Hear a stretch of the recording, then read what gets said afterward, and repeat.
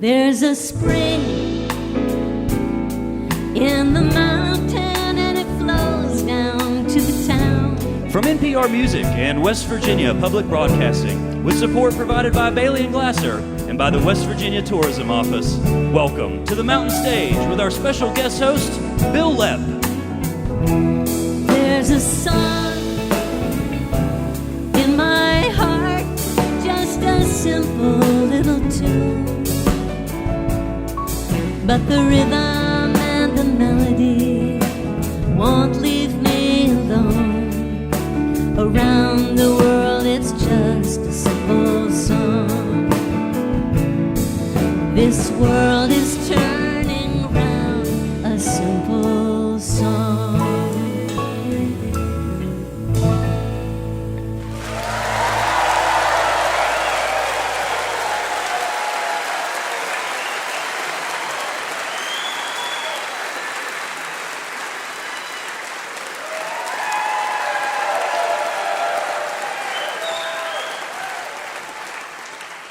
Thank you so much, and welcome to Mountain Stage Live Performance Radio from the Mountain State of West Virginia. Tonight we're live on the campus of Davis and Elkins College in Elkins, West Virginia as part of the Augusta Heritage Festival. I'm Bil Lepp. I'm standing in for Larry Gross. I've been an audience member for Mountain Stage. I've been a performer on Mountain Stage, and tonight I get the honor of hosting the show. I'm glad that you've joined us, and I thank you so much for tuning in if you're on the radio. You're going to be glad that you did. In our next hour, we're going to hear from one of West Virginia's most famous and beloved daughters, Kathy Mattea.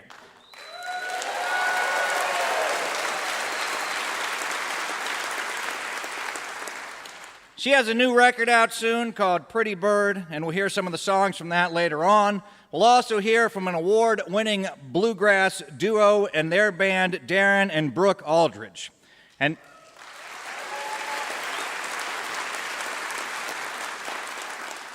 later this hour, we'll hear from Honky Tonk Hidden Treasure from right here in West Virginia, Blue Yonder.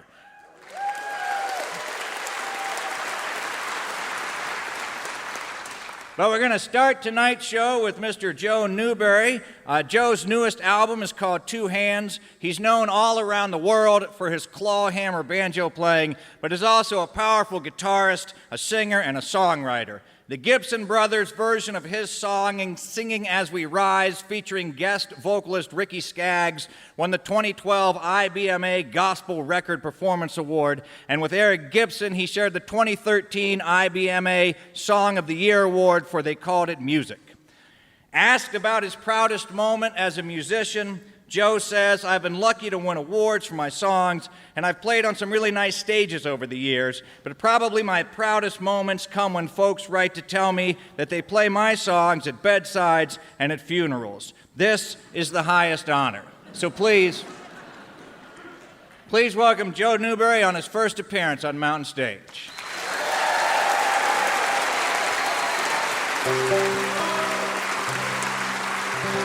Good evening, how is everybody doing? How are you here?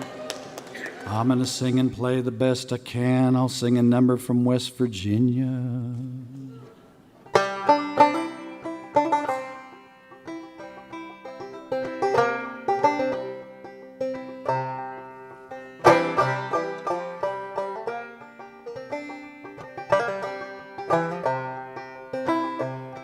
It's lonesome here, lonesome all the time. It's lonesome down here on the Cherry River line. There's a girl on yonder mountain, beneath the spreading pine. I told her that I loved her, hoped that she'd be mine.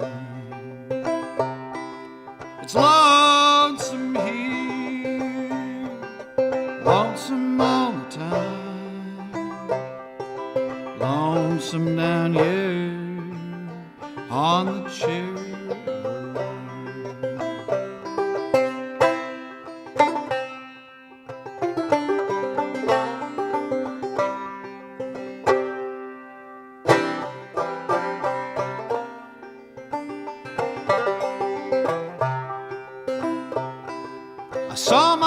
Lula gal.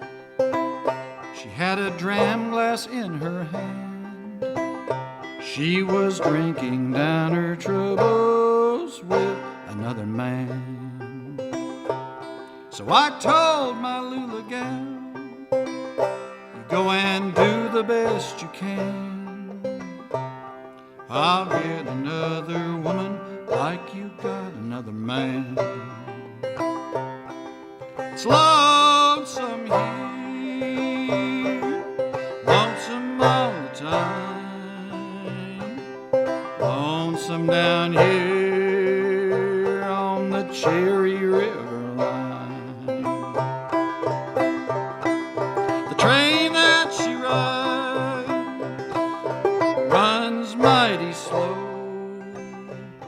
At night I can hear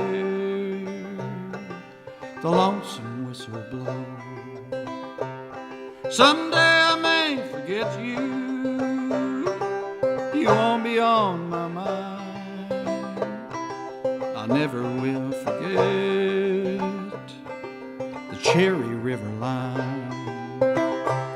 It's lonesome here, lonesome all the time, lonesome down here on the Cherry River line.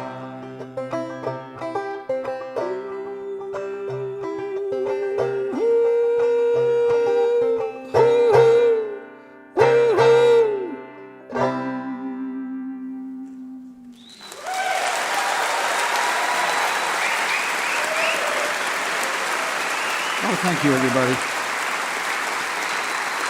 Thank you. Thank you. You're so kind. Thank you. I spent the majority of my life going to visit old people, and now I am one.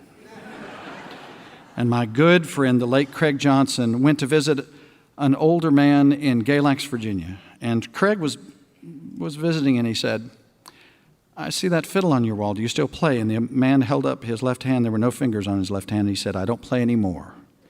He said, buddy, go home and write me a sad song. And so Craig did. And we'll send this up to Craig along his stream of time. It's called Piney Mountains. Sit down, buddy, and we'll drink and smoke. Woman, don't you weep for me. My hands can't fiddle and my heart's been broke. You damned old Piney Mountain. I lost my fingers in the Galax mill. Buddy, sing a sad old song. And my heart got broke in the Upine Hills. Lord, and my time ain't long. I started out logging when I was in my prime. Woman, don't you weep for me.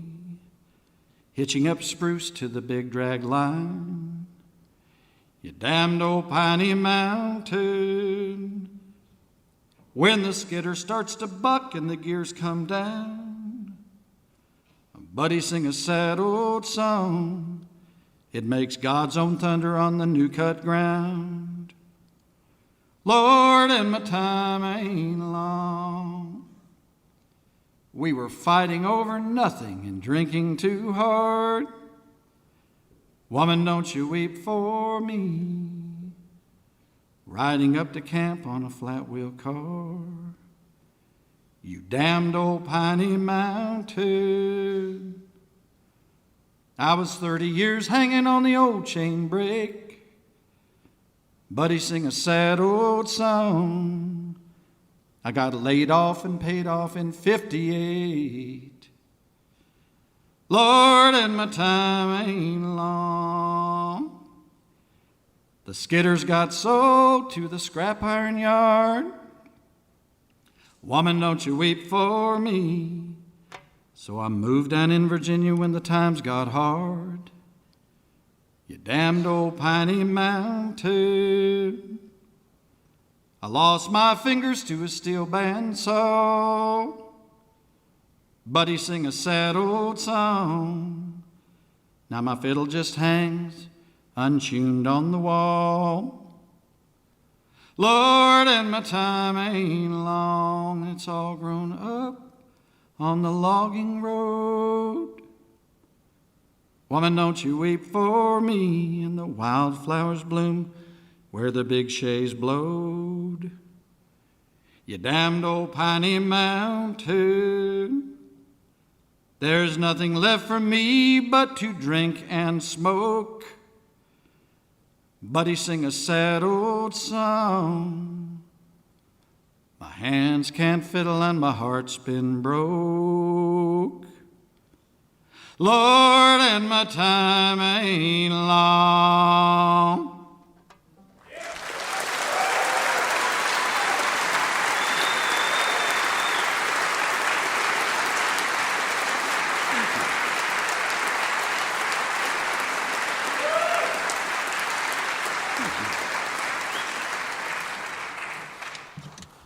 Well, Bill, in his very kind introduction, mentioned Singing as We Rise. I wrote it for all of my dear relatives up in heaven. And he mentioned the fact that, I like winning awards. Who doesn't? But the coolest thing ever happened to me. I got an email out of the blue from the pastor of what was my home church in Malden, Missouri. He didn't know that I went to that church. I left when I was 14 and moved. He just heard a song on the Gibson Brothers album, and the email was like, "Dear Mr. Newberry, I'm the preacher in a little church in a little town in Missouri you've never heard of. And I would like to do your song, Singing as We Rise, in my church." And I wrote him right back, and I said, "Well, Pastor, if you look on that third pew on the left, that's where everybody in this song sat. So we'll sing it for you. It's a true song, every word. Up on the mountain, Mother is singing, laughing and shouting, her sweet voice is ringing. Pay no mind, dark and stormy skies. My mother is singing, singing as we rise. Singing as we rise. Singing as we rise. Singing as we rise. Up on the mountain, my Father is working his obligations, he's never shirking. Pay no mind to dark and stormy skies. My Father is working, working as we rise. Working as we rise. Working as we rise. Headed to the pinnacle, working as we rise.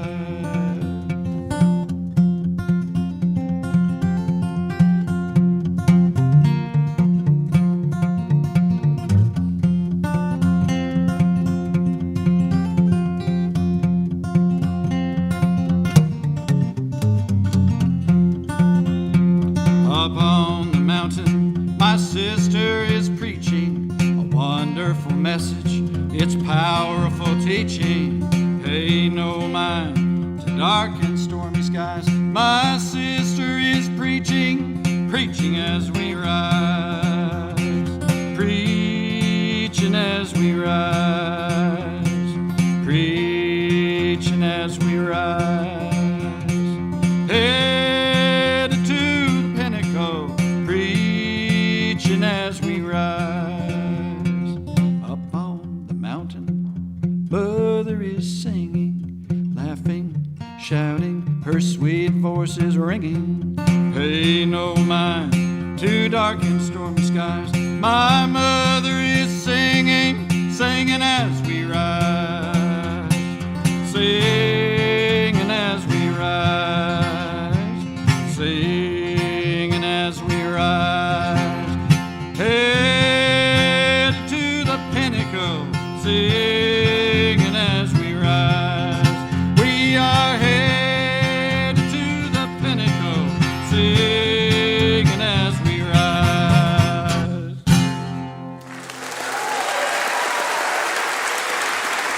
Oh, thank you. Oh, you're awful good to me.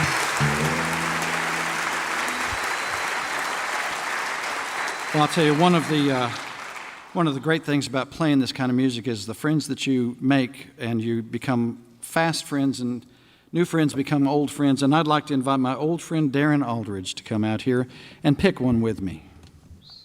There he is.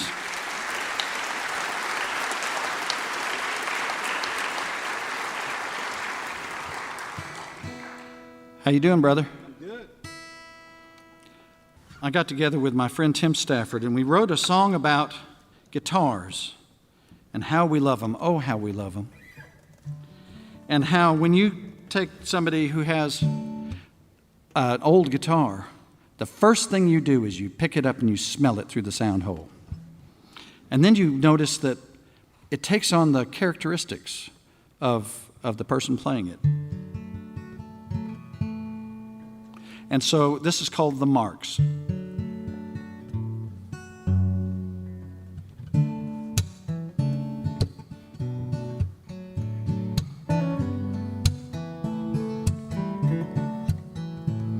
I sat there a while, didn't want to go in. I finally opened the door of my car. I went in the church, there on a stand, my grandfather's old guitar. The smell of the wood filled the room like so many times before. It was like he was saying, I'm not really gone, but boy, I can't play this box anymore.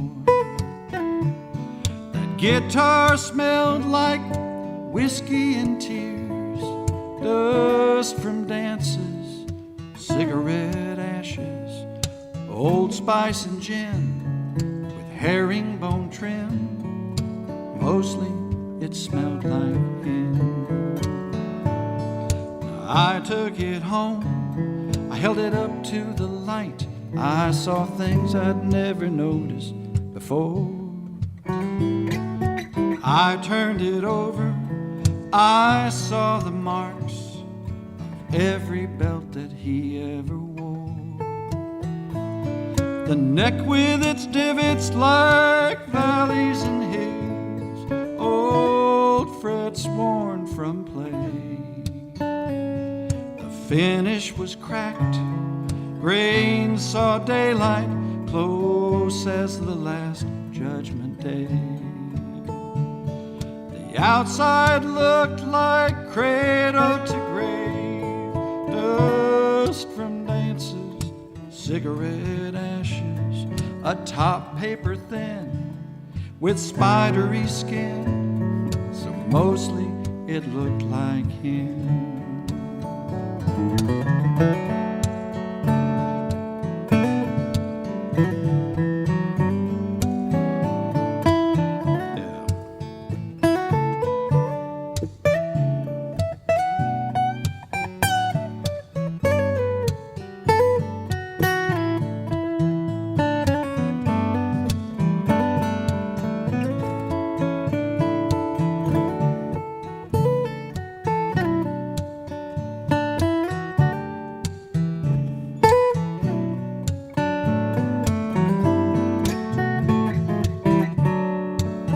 All the marks, proud battle scars of endless nights in nameless bars.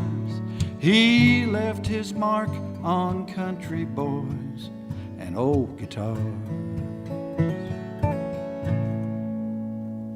So now when I play it, I hear whiskey and tears, dust from dances and cigarette ashes. A long time to spend with a song that won't end. Mostly I sound like him. I try my best to sound like him.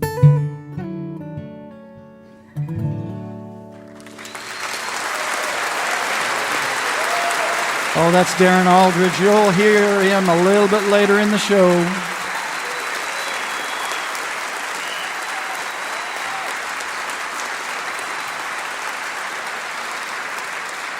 when I was a young man.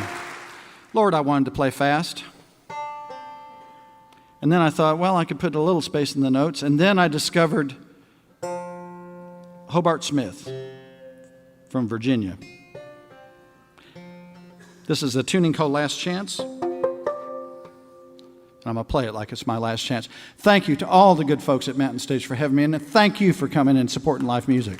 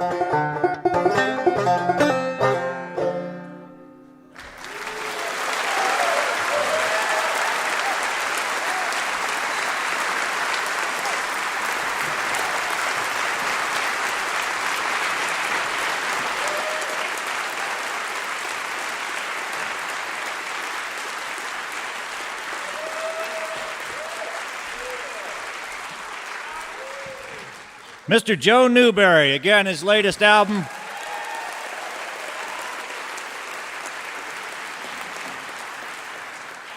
His latest album is Two Hands, and as my wife said to me backstage, she said that's the mark of a great entertainer when they can sing a super sad song and make everybody glad they heard it. So I want to remind you that October Old Time Week, Joe has been an instructor with the Augusta Heritage Festival on a number of occasions. And I want to remind you that the October Old Time Week is October 21st through 26th at the Augusta Heritage Center. It's time to welcome our singer, Julie Adams, to do a song for us. As always, she'll be joined by the Mountain Stage Band, Ron Soule, the leader of the band, on acoustic guitar, Ryan Kennedy and Michael Lipton are our electric guitarists, Bob Thompson on the piano, Steve Hill plays the bass, and Ahmed Solomon is our drummer.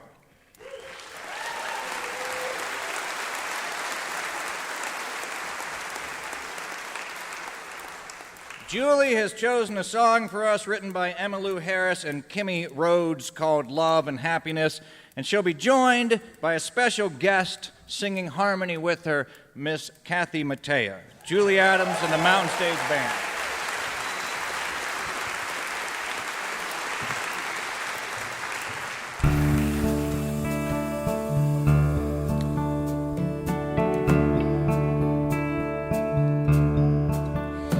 Here's a wishing well.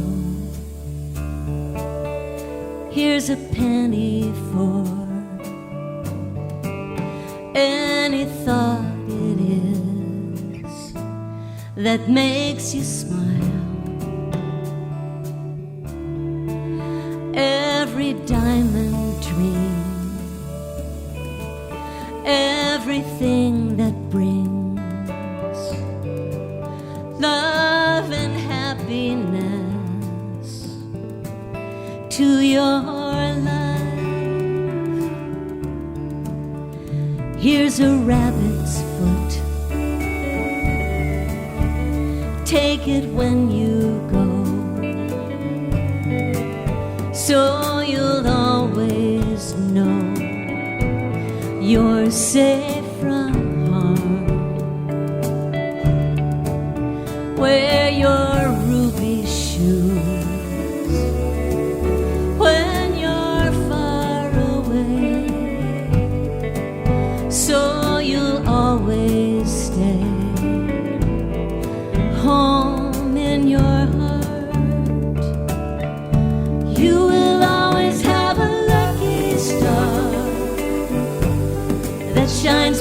because of what you are. Even in the deepest dark, because your aim is true. And if I could only have one wish, darling, then it would be this: love and happiness for you.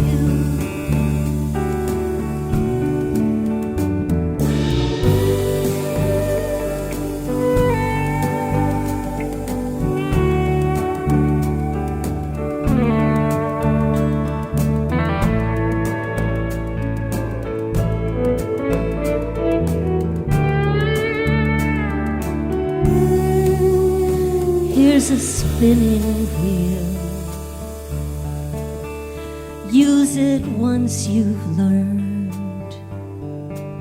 There's a way to turn the straw to gold.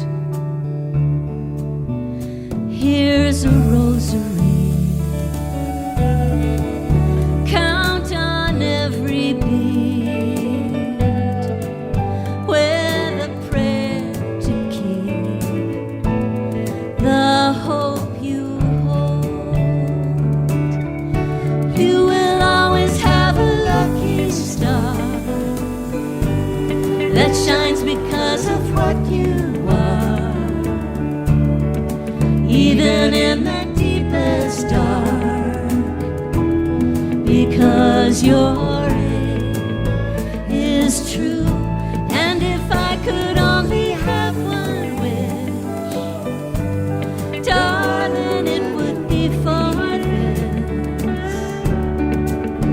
love and happiness for you. And if I could only have one wish, darling, then it would be this: love and happiness for you.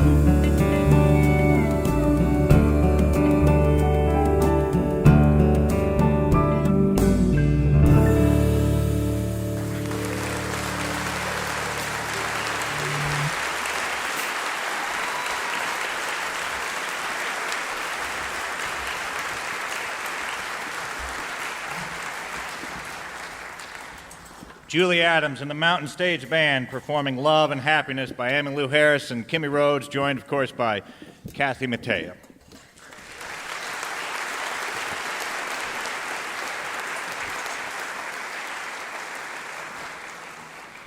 This is Bil Lepp standing in for Larry Gross, and you're listening to Mountain Stage, live performance radio from the Mountain State of West Virginia. Major funding for Mountain Stage is provided by Bailey and Glasser LLP, a nationwide law firm born in West Virginia with offices in Charleston, Morgantown, Wheeling, St. Louis, D.C., Boston, Alabama, Florida, and Delaware. Details at baileyglasser.com. And by the West Virginia Tourism Office. There are places you visit and places you behold. You'll find natural wonders and endless experiences in the Mountain State, West Virginia, a place that's almost heaven. More information at wvtourism.com. Additional support is provided by hip, historic Charleston, West Virginia. You'll find live music 7 nights a week in West Virginia's capital city. It's music from the hip. Your adventure starts online at charlestonwv.com. You're listening to Mountain Stage on NPR.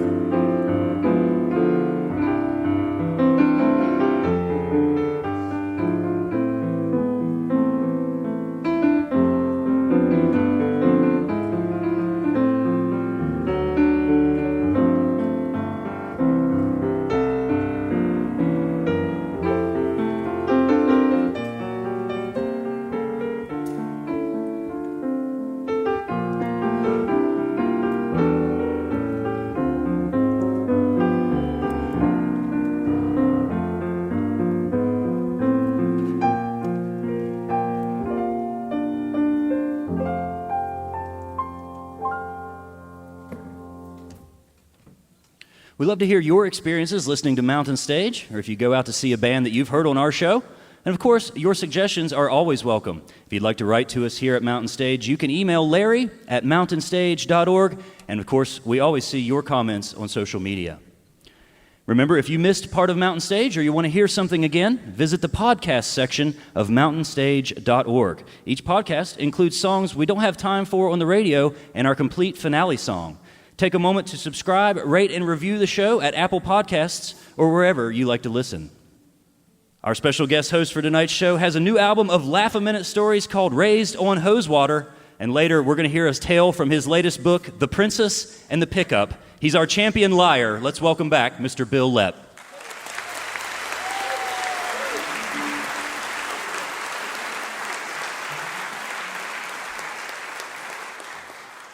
Our next guests for this evening are a group who have been on the Mountain Stage before. They're called Blue Yonder. I've known some of these people for quite some time, and they're hard to pin down. Larry Gross has described them as a mix of virtuoso musicianship and original songwriting that plays as well in a hipster coffee house as it does in a small-town concert hall.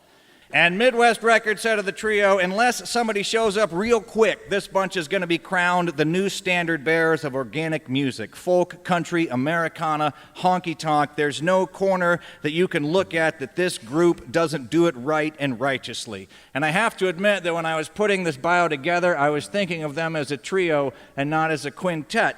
But I like this part, so I'm going to go with it anyway. We can all list the great power trios of rock and roll. But Blue Yonder spans so many genres of American music that this trio can best be described as the Nirvana of honky-tonk, the cream of country, the Rush of rockabilly, the Beastie Boys of bluegrass. Ladies and gentlemen, Blue Yonder.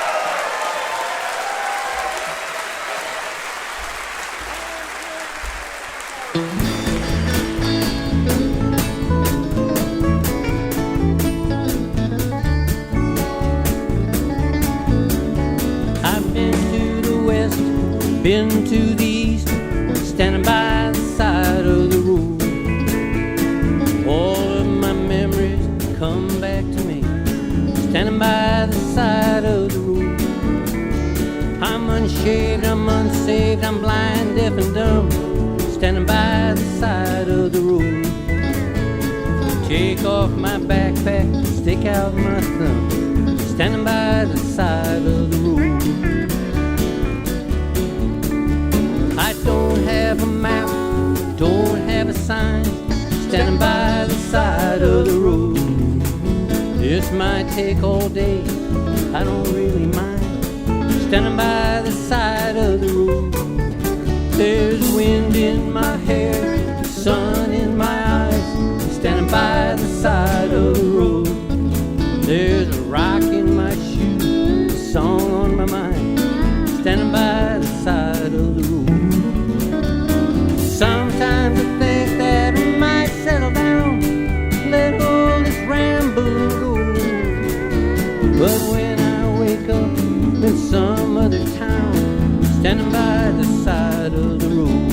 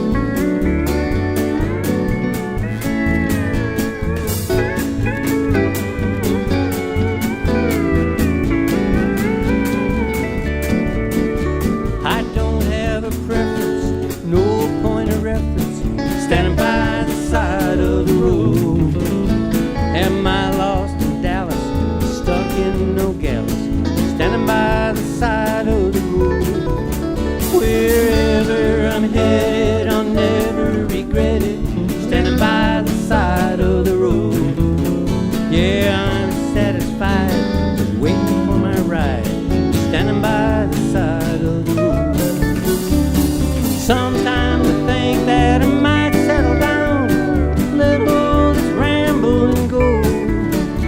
But when I wake up in some other town, standing by the side of the road. Yeah, when I other town, standing by the side of the road.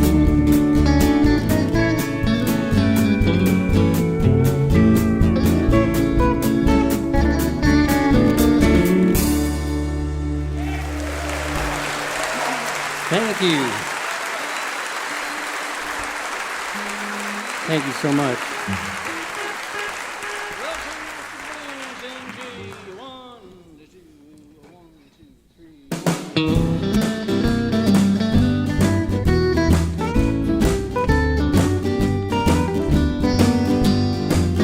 This old road looks familiar.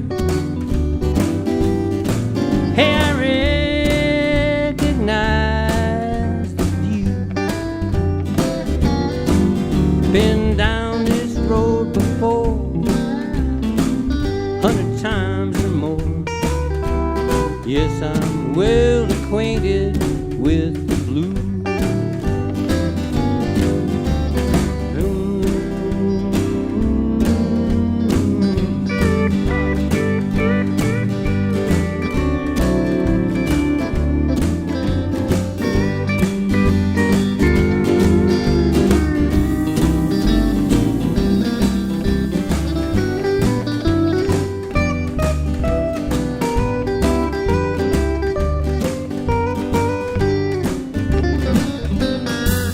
These rows of empty houses,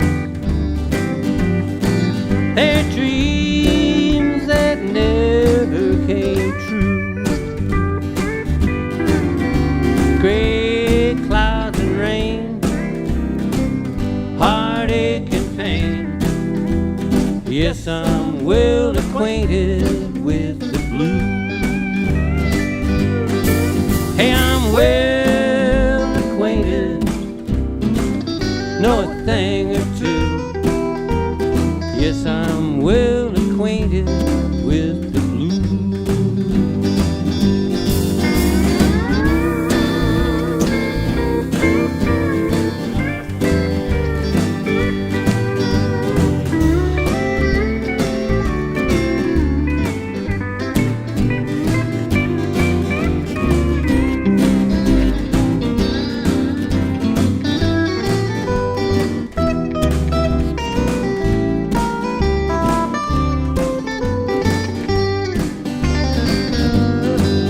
So down that road I'll travel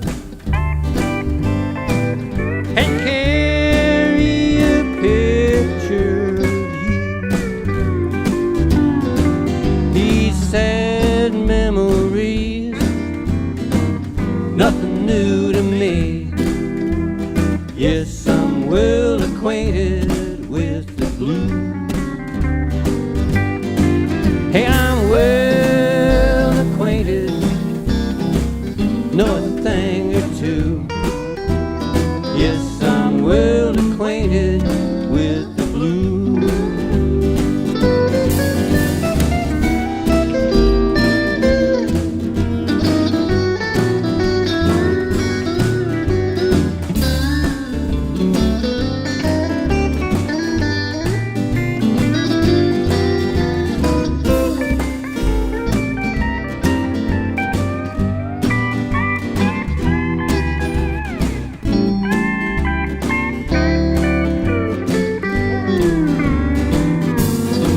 So down that road I'll travel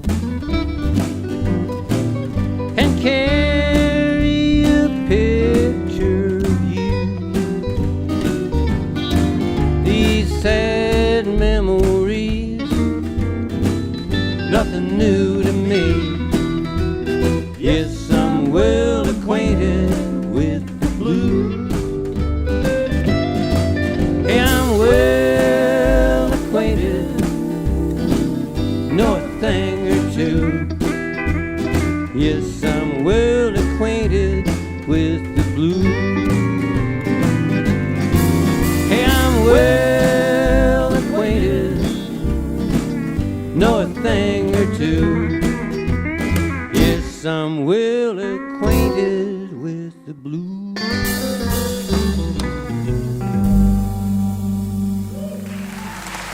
Thank you so much.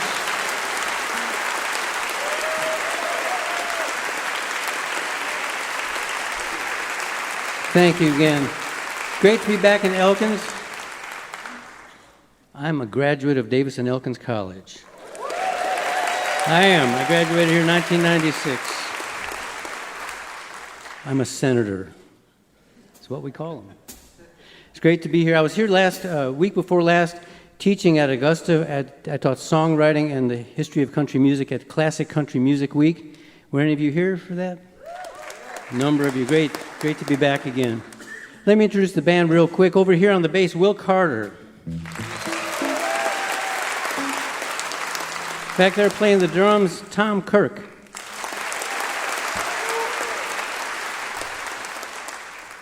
Member of the Steel Guitar Hall of Fame and the West Virginia Music Hall of Fame, Russ Hicks on the pedal steel. And two-time, not just once, but two-time national flat-picking guitar champion, Robert Schaefer.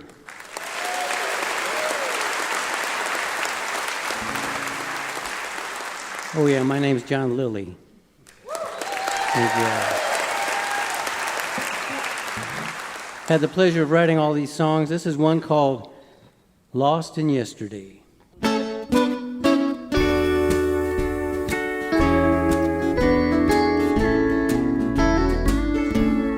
The day is breaking, it's almost dawn, but I'm now waking, I'm dreaming home. Tomorrow's coming, it's coming fast, but my heart's still living in the past. Till tomorrow, not to wait, I'm lost in yesterday.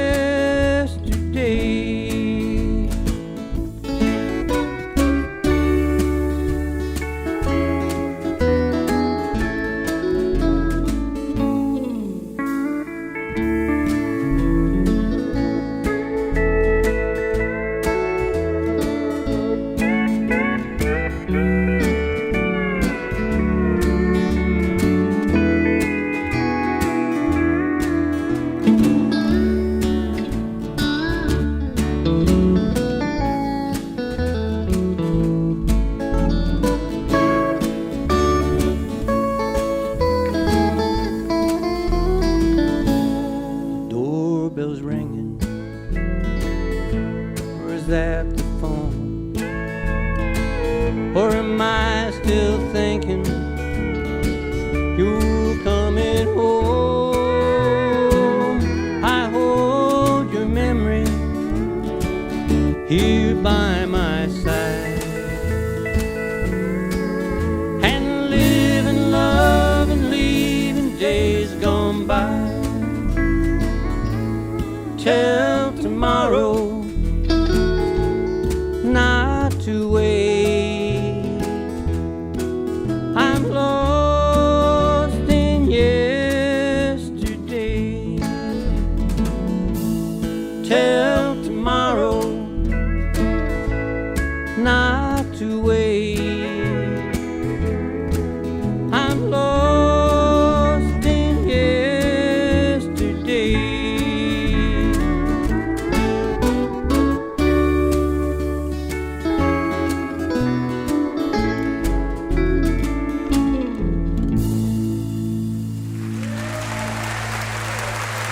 Appreciate that. Thank you.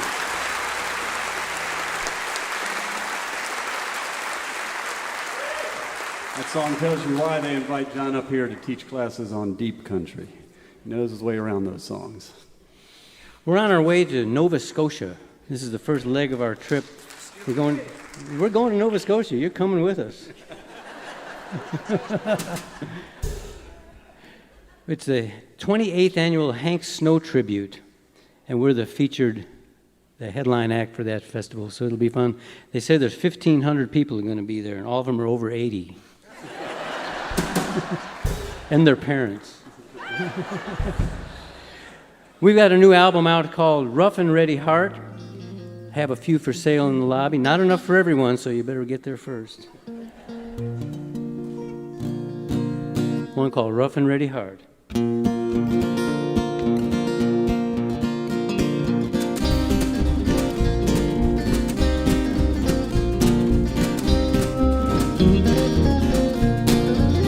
I got a rough and ready heart. Won't give up, won't fall apart. Face the night unafraid, live to love another day. Got a rough and ready heart. First time that I fell in love, thought it was heaven sent. In the morning I woke up wondering where it went. I got a rough and ready heart. Won't give up, won't fall apart. Face the night unafraid, live to love another day. Got a rough and ready heart.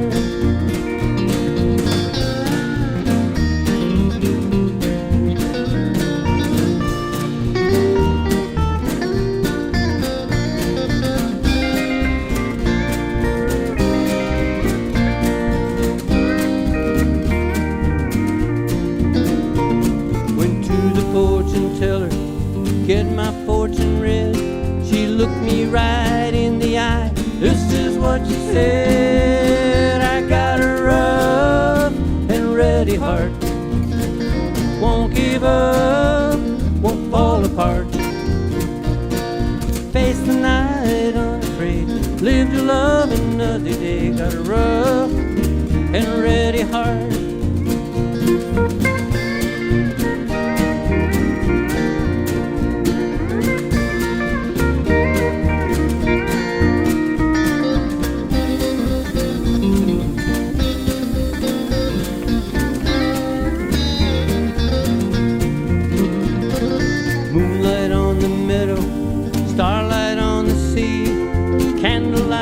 Midnight, way you look at me. I got a rough and ready heart.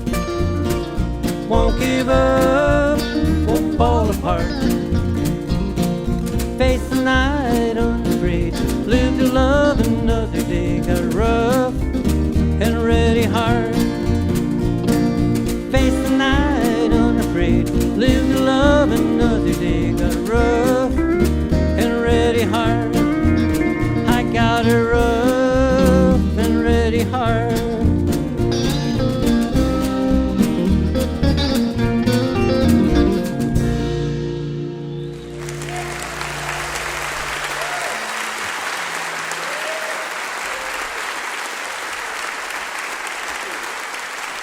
Thank you. I can't tell you what a pleasure it is to be in a band with these guys. They're nice fellas, and they like original music, and I keep bringing them new songs, and they keep playing them, so I'm happy about that. I write songs inspired by all kinds of strange things. I was sitting at a red light in North Carolina about 2 years ago. The light changed to green, so I wrote a song about it. I did. It's called The Green Light.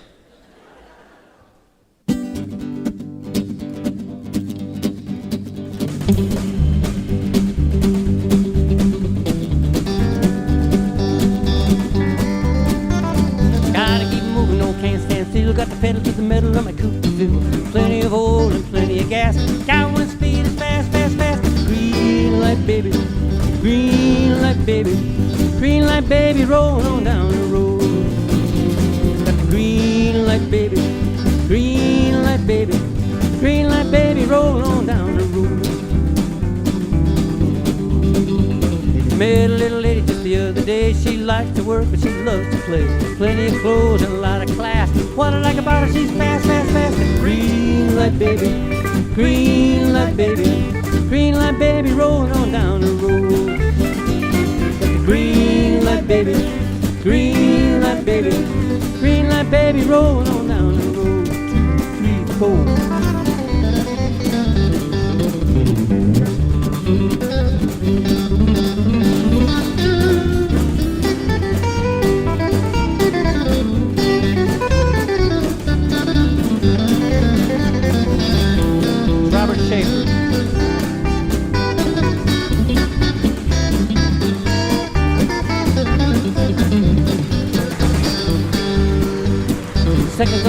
the hours and the day and the weeks and the months and the years fly away. Forget about the future and think about the past. Hands of the clock go fast, fast, fast. Got the green light, baby.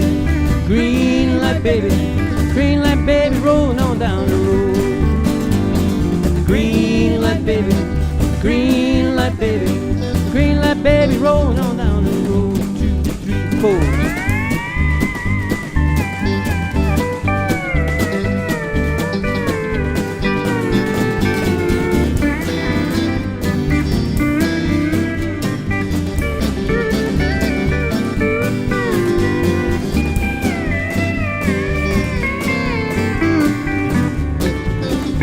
Russ Hicks.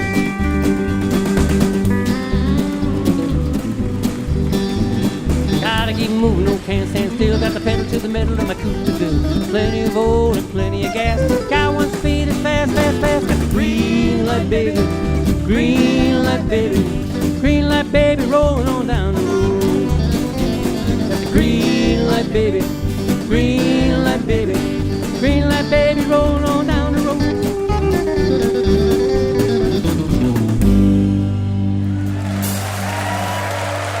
Thank you so much.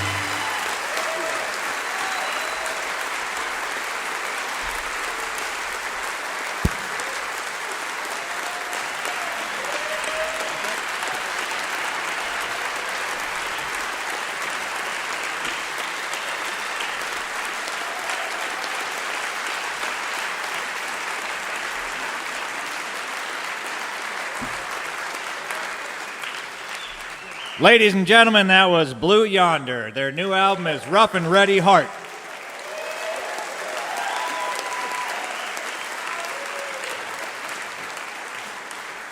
I think they are walking out the door and headed on their way to Canada this very evening, so the people in Canada are going to have a good time. I'm Bil Lepp, and you're listening to Mountain Stage. We hope you'll take a look at our website, mountainstage.org. There you'll find links to our podcast, and you can follow us on just about every form of social media. And of course, we invite you to follow us to our next live show. You can find out where we'll be and when, and get your tickets to be a part of our audience here on Mountain Stage. All this and more online at mountainstage.org. Well, we couldn't have Bil Lepp here to host our show without asking him to give us a story. After all, he is a nationally known storyteller. He's a 5-time winner of the West Virginia Liars Contest. And earlier this year, at the annual Vandalia Gathering in Charleston, West Virginia, he received the 2018 Vandalia Award from the West Virginia Division of Culture and History. His latest book is called The Princess and the Pickup. Let's welcome Bil Lepp.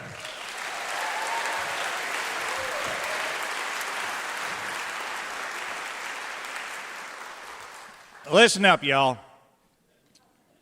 Once there was a prince, and he lived on a farm in a mountain range. He lived on a farm on a grange. And he wasn't just any prince, he was a mountain prince. And he wanted to get married. But he didn't want to marry just anybody, he wanted to marry a real mountain princess. So he said to his mama, because there weren't any mountain princesses in the general vicinity.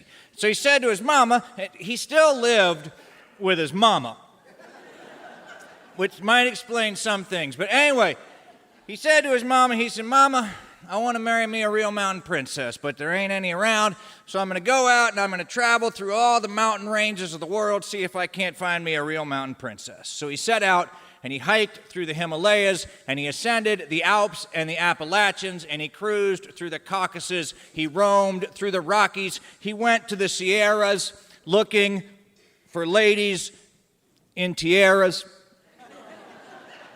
He went to Glass Mountain looking for ladies with one shoe.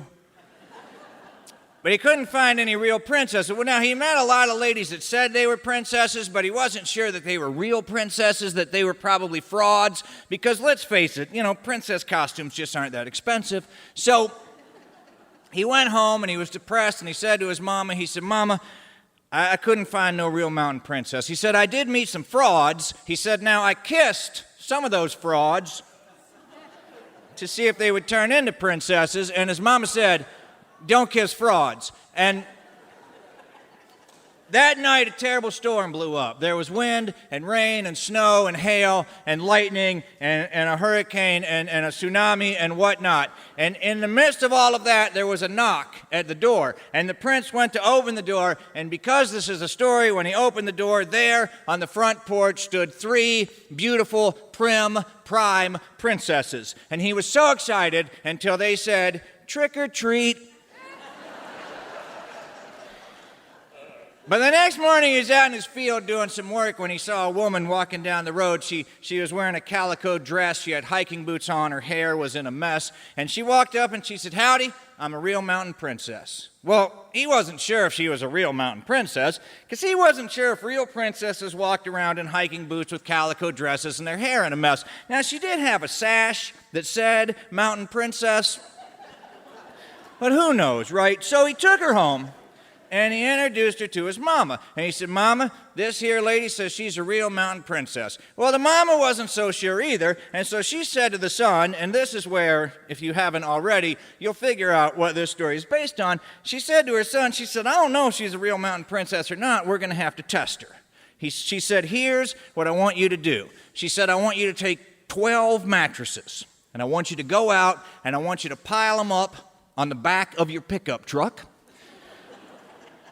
And when it comes time to go to bed, we'll have that princess sleep up on top of those mattresses. And if she don't notice that she's sleeping on a pickup truck, we'll know that she's a real mountain princess."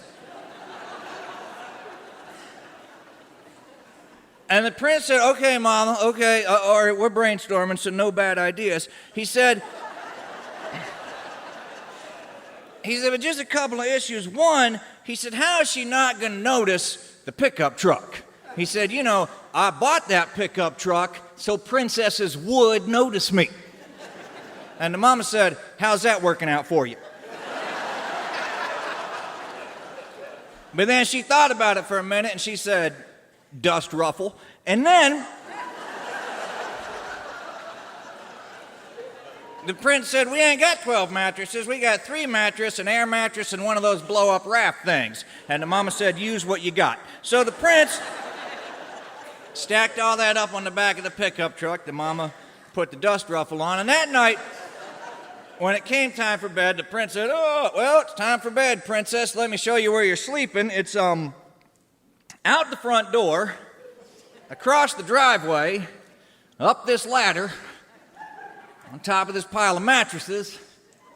Nothing weird about that." And so Princess climbed up and she went to sleep. And when she was good and asleep, the mama gave the keys to the truck to her son. And she said, "Now, I want you to get in the truck and I want you to drive around. I want you to go uphill. I want you to go downhill. I want you to go on windy roads. I want you to go on bumpy roads. If she don't notice that she's sleeping on a pickup truck, if she don't wake up, we'll know that she's a real mountain princess." And the prince said, "Okay, Mama, brainstorming, no bad idea." He said, "But if I hit a bump, she's going to go flying off." And he said, "You know, she's going to be roadkill, and I don't want to marry a roadkill princess." Now, I don't know if you're aware of this, but in the great state of West Virginia, it is totally legal to eat roadkill. And so, in Marlinton, West Virginia, every year they have the roadkill cook-off, and as part of that, they have a beauty contest, and some young woman gets named Miss Roadkill West Virginia.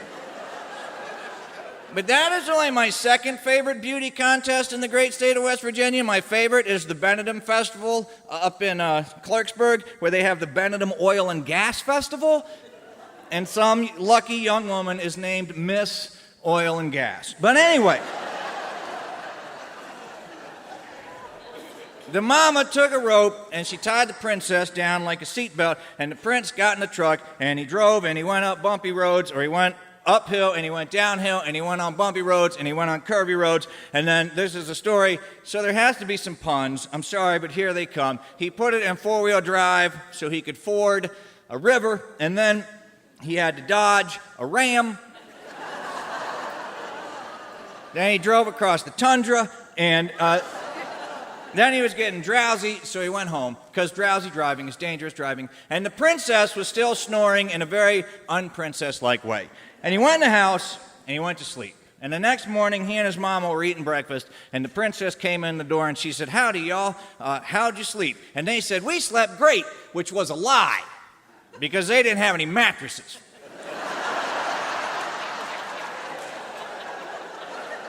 But they said, "How'd you sleep?" And she said, "Best night of sleep I ever had. Dreamt I was riding on a bucking bronco all night long." And then they knew that she was a real mountain princess, and the prince and the princess got married, and they lived happily ever after, sometimes in two-wheel drive, sometimes in four-wheel drive, but they always managed to thrive.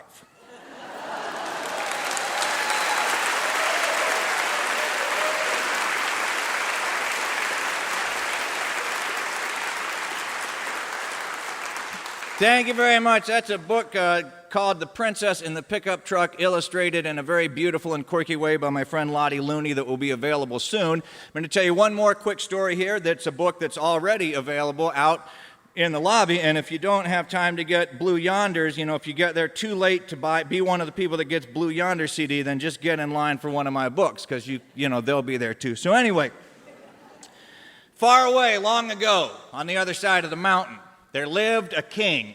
He was the king of little things. He was the king of keys, coins, crumbs, and condensation. He was the king of needles, noodles, knots, beetles, baby rattles, little ballerinas, toy soldiers, pin cushions, paper clips, pet names, and small kindnesses. Now, all around the king of little things, there were bigger kings. There were kings of cities, kings of counties, kings of countries, and kings of continents. The king of little things gave anything to anyone who asked politely. The big kings made their subjects pay for everything, for freedom, for food, for firewood. The big kings all had aspirations. The kings of cities wanted to be kings of counties. The kings of counties wanted to be kings of countries. The kings of countries wanted to be kings of continents. And the kings of continents wanted to rule the world. The king of little things just wanted to remember his wife's birthday. Well, one day, one of the big kings, King Normus, he decided it was time to take over the world, so he got together his generals, he got together his advisors, he amassed his armies, and he set out, and he conquered the kings of the counties, and he crushed the kings of the cities, and he quashed the kings of the countries, and he illiterated the kings of the continents. And when he thought that he had taken over the entire world, he had his tailors make him a fine suit with big brass buttons. He had his jewelers make him a huge crown. He threw a huge banquet, and he stood in front of everyone, and he said, "I am now the biggest king that ever was. I am the king of the sky. I am the king of the mountains. I am the king of the trees. I am the king of the rivers. I am the king of the oceans. I am the king of the whales. I am the king of the pachyderms." And he would have tweeted like that forever.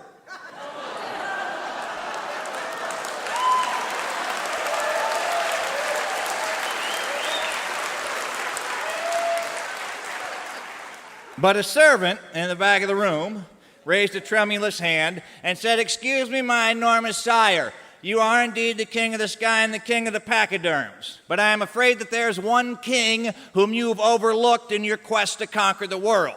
And King Normus said, "Who, which, what king have I overlooked in my quest to conquer the world?" And the servant said, "Sir, you have overlooked his minuscule majesty, the king of little things." Well, this sent King Normus into a rage. He said, "King of little things? King of little things? Little things don't have kings. Everybody knows that little things exist simply to serve the bigger things." But still in all, he amassed his armies, and he set out to conquer the king of little things. Now, when the big king's armies arrived at the king of little things' cabin, the king of little things was in the kitchen doing the dishes, because he knew that it was the little things that matter the most. And as my friend David Holt likes to say, no man has ever been willingly shot in the back while doing the dishes. So the king of little things saw the big king's armies arrived, and he went out on his front porch, and he respectfully asked some of his subjects if during the night they would invade the big king's camp. And in the morning, the big king's armies couldn't attack. Chiggers and ticks and mosquitoes had gotten underneath their armor. Athlete's foot fungus had worked its way down their boots and between their toes. There were worms in the meat. There were weevils in the wheat. There were flies in the fruit. Termites had eaten away the arrow shafts and the spear shafts. They'd eaten away the cannon wheels and the catapult.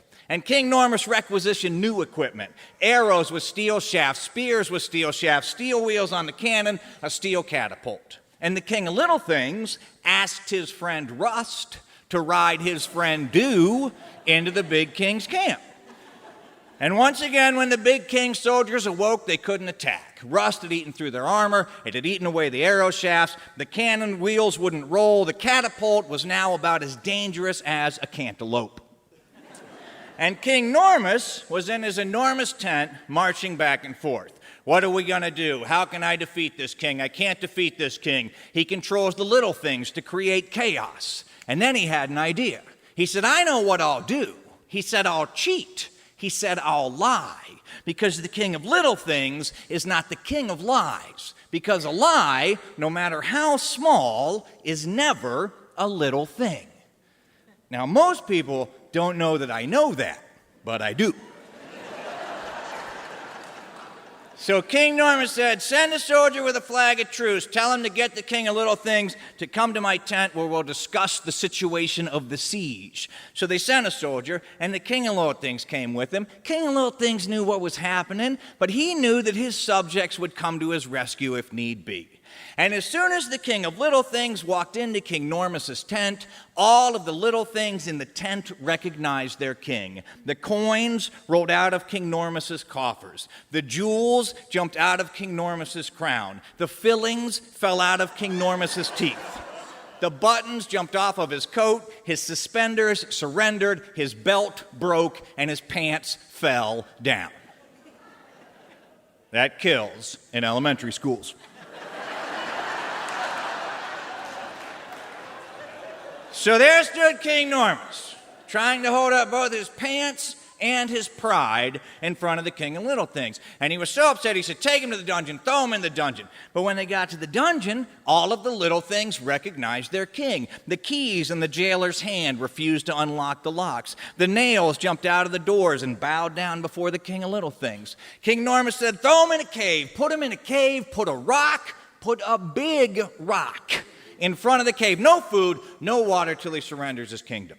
Well, the king of little things went to the cave, and life wasn't entirely unpleasant in the cave. The ants brought him crumbs, and the bees brought him honey. The birds brought him seeds, and little drops of water made their way down through the mountain and dripped into his mouth. But after a while, he missed his queen, he missed his cabin, he got a little bit bored. And so he sent word with the ants and the birds and the bees, asking them to ask the little things everywhere to do him a favor. And the ants carried the words like crumbs, and the bees painted the words on the flowers, and the birds dropped the words from the sky like rain, and all over the world, little things began to happen. Strings unstrung, springs sprung, hangers unhung, chairs folded, tables toppled, easels eased away, quilts quivered, quills quit, fires froze, pickles undilled, boats listed, words twisted, bread broke, cookies crumbled, ticks and tocks left their clocks, everything. Everywhere quit working. And everybody knew that it was King Normus's fault, and they demanded that the king of little things be set free. Well, King Normus could see that he was beat, so he surrendered his crown, and he loaded some of his enormous possessions into his enormous wagon, including his enormous wife. She was very tall, and they left. And the people presented the crown to the king of little things. And he asked very little of his new subjects, except that they oil hinges regularly, leave crumbs for the ants, plant flowers for the birds and the bees, tip generously, and say please and thank you. And everyone lived adequately ever after.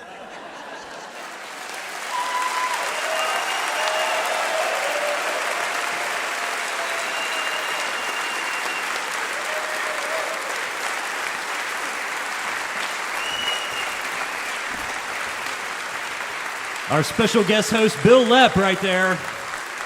He's been lying since 1990, and no one here is going to try to stop him.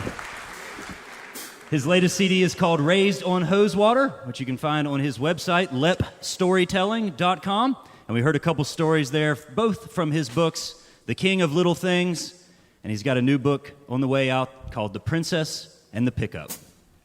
This is Mountain Stage, live performance radio from the Mountain State of West Virginia. Support for this episode of Mountain Stage is provided by Charles Ryan Associates. We are smart brand communications, crafting solutions to drive results for more than 4 decades, proudly supporting the arts and public broadcasting through the Mountain State. Here's our guest host, Bil Lepp.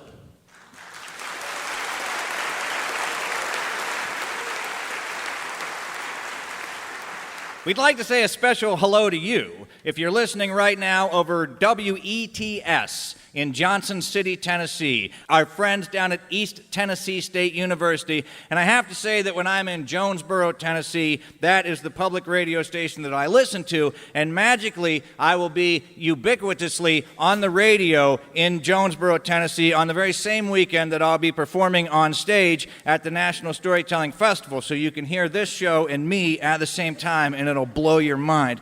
And anyone listening also nearby over WVPW in Buchanan, West Virginia. We hope you can join us next time when Larry Gross returns for a show from the People's Bank Theater in Marietta, Ohio, with Natalie Press, Jill Sobule, Red Wanting Blue, Gurf Morlix, and Todd Burge. You're listening to the Mountain Stage, live performance radio from the Mountain State of West Virginia. Mountain Stage is supported in part by this station and by West Virginia Public Broadcasting. Hotel accommodations for Mountain Stage guests are provided by the Charleston Marriott Town Center Hotel, centrally located for the business and pleasure traveler in downtown Charleston, West Virginia's retail district. This is Mountain Stage on NPR.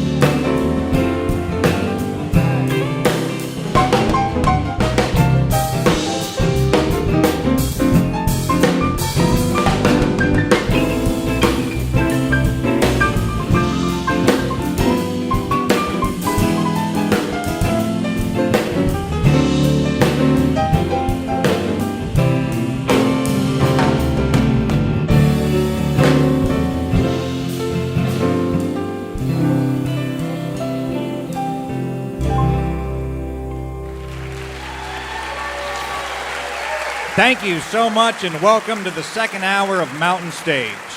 I'm your guest host, Bil Lepp, filling in for Larry Gross, and I'm glad that you joined us, and I think you'll be glad that you're here. Later this hour, we'll hear from one of our show's longtime friends, Kathy Mattea, who has some new songs for us. But right now, we're going to begin this hour with Brooke and Darin Aldridge. They're a husband and wife duo who have drawn on the traditions of their native North Carolina, the savvy of a young and gifted band, and their own dedication to ingenuity to create the most adventurous album of their career with their latest release, Faster and Farther. Billboard magazine says husband and wife duo Darin and Brooke Aldridge have carved out one of the fastest rising careers on the acoustic music scene. Their new project, Faster and Farther, their 8th album, is rooted in the stellar musicianship of Darin and Brooke's bluegrass and gospel background. Ladies and gentlemen, please welcome Darin and Brooke Aldridge.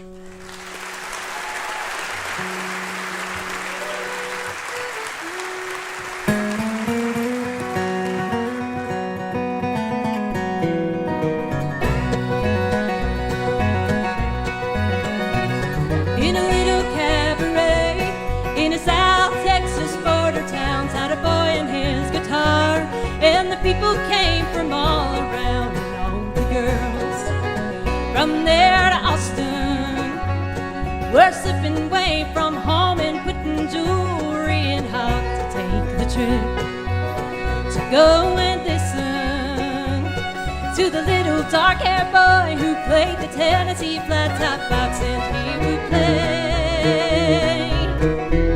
Oh, that's right.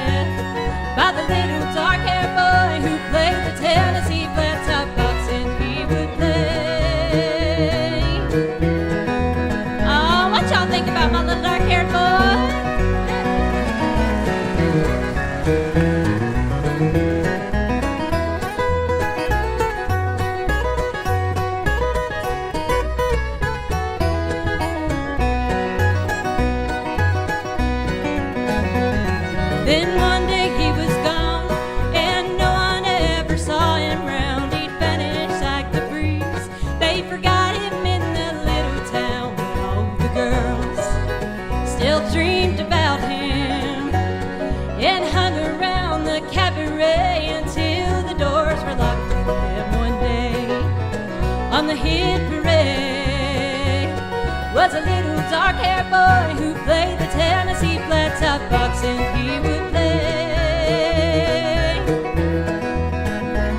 Sorry, girls, he's mine.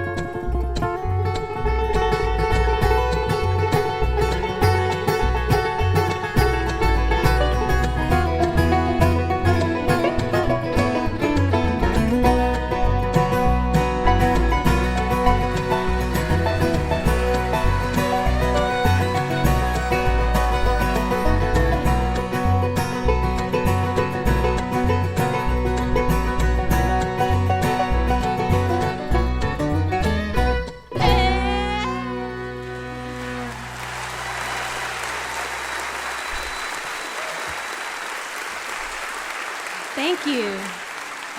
Thank you so much. Well, we are so thrilled to be here at Mountain Stage, and this is our first time here. So what an awesome show. We've enjoyed so much of it so far. We've gotten to stand backstage and watch, so it's just amazing. But we're going to do a brand new song that we have out, and one that we did with a good friend of ours that we've gotten to tour with the last little bit, Mr. Jimmy Fortune. And since he's not here tonight, Miss Carly's going to do his part. So please check us out, and also at darinandbrookealdridge.com. But we hope you enjoy this one. It's called Every Time You Leave.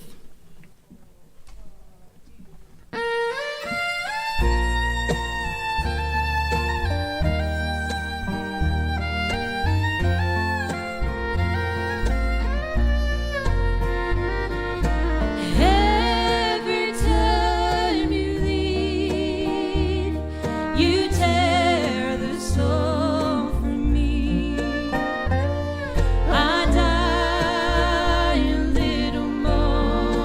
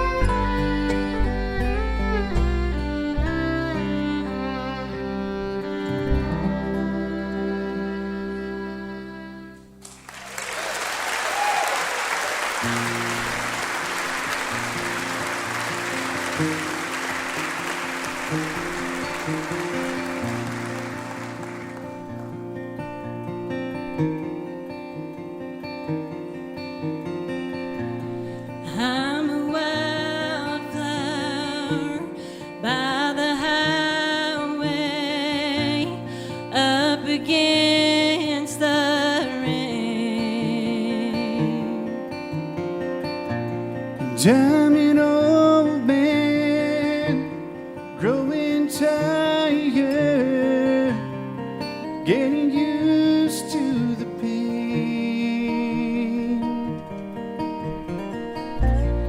I'm a wildflower in a garden, tended every day. And I'm an old dog, hard to love it, even harder to change. It's no time to be slowing down. It's no time to be turning round. You could blow right through this town If I don't ever let you down. I'm a wildflower by the street light, where the night begins.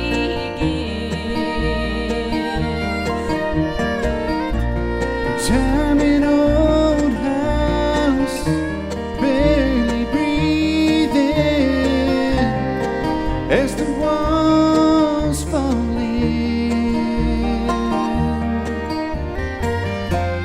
It's no time to be slowing down. It's no time to be turning round. You could blow right through this town If I don't ever let you down.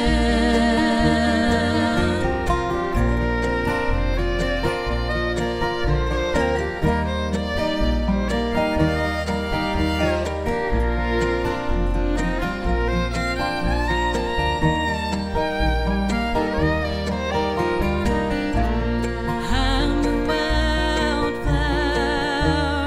I'm an old man, There's so much in between. It's no time to be standing by. It's no time to be asking why.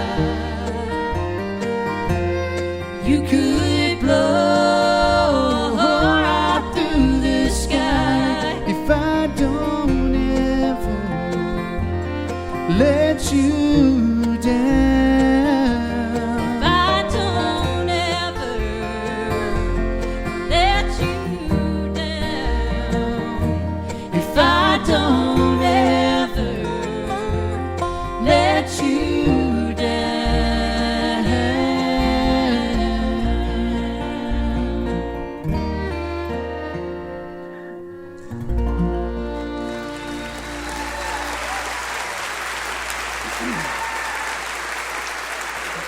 Thank you so much, folks. Again, we're from North Carolina, and we live down next to Shelby in a little town called Cherryville. And that's Earl Scruggs country down there. Don Gibson's all from Shelby, and we're proud to be from down there as well. And from Union Mills, North Carolina, this pretty young fiddle player we've got with us tonight, and she's been with us going on 4 years, and we're mighty proud of her. She won the IBMA Momentum Award last year for Instrumentalist of the Year. That's Miss Carly Airwood.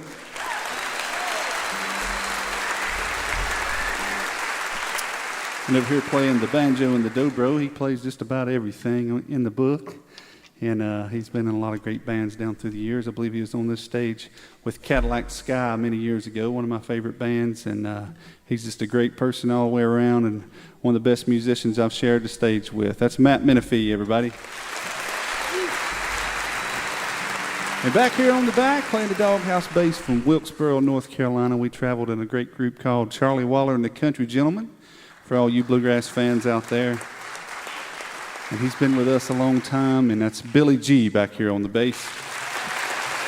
We're going to bring Miss Brooke around here to do you one that was a #1 for us a couple years back. It's a great Ian Tyson song, and I know Ian's been on the stage here as well. And she does a wonderful job on everything. We're coming up on 11 years of marriage, and that's been a wonderful blessing. It's been a good 11 years.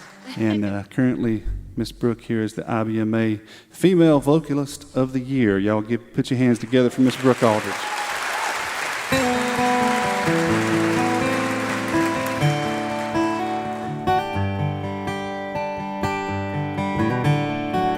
There's a young man that I know whose age is 21. He comes from down in southern Colorado, just out of the service. He's looking for his fun someday soon. Going with him someday soon. My parents cannot stand him 'cause he rides a rodeo. My father says that he will leave me crying. I would follow him right down the roughest road I know someday soon. Going with him someday soon. When he comes to call, my pa ain't got a word to say. Guess it's 'cause he was just as wild in his younger days. So blow your blue norther, blow my love to me. He's riding in tonight from California. He loves his danged old rodeo just as much as he loves me. Someday soon, going with him someday soon.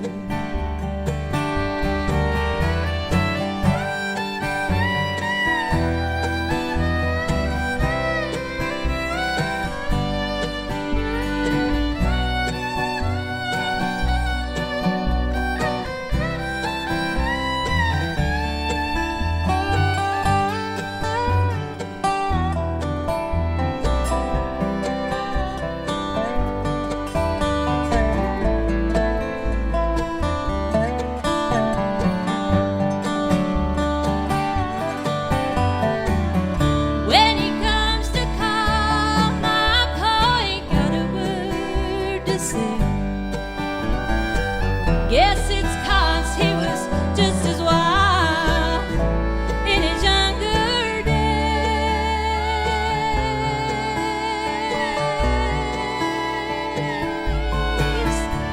So blow your blue norther, blow my love to me. He's riding in tonight from California.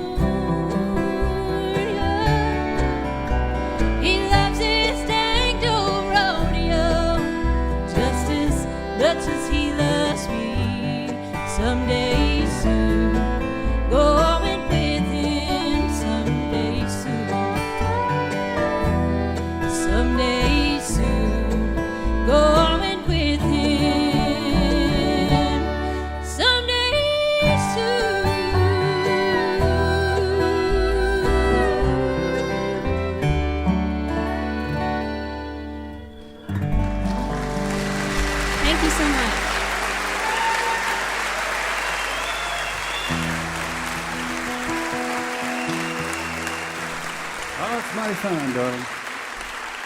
We've got a new record coming out this fall sometime, and we've been putting out a few singles, and this single come out in early January, so y'all can go online and check that out.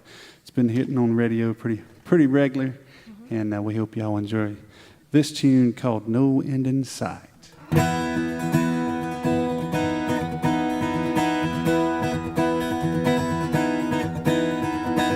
There's a melody in my head and I ain't stopped humming it since I saw your face. There's a feeling I can't forget. It started with you kissing me that way. And there's no end in sight. Like an Oklahoma wheat field blowing, you've got my heart in motion. Gone, I'm the paints and you're the reds, just like this sunset. We belong, and there's no end in sight. How high is the sky? How long is time? With you is how I'm spending mine. Like there is no end in sight. I wanna laugh, I wanna live. I'm gonna love you like there is no end in sight. So kick your shoes off, stay a while. Ain't nothing here but stars for miles. And me, we're standing on the edge of something, not afraid of jumping in deep. And there's no end in sight. How high is the sky? How long is time? With you is how I'm spending mine. Like there is no end in sight. I wanna laugh, I wanna live. I'm gonna love you like there is no end in sight.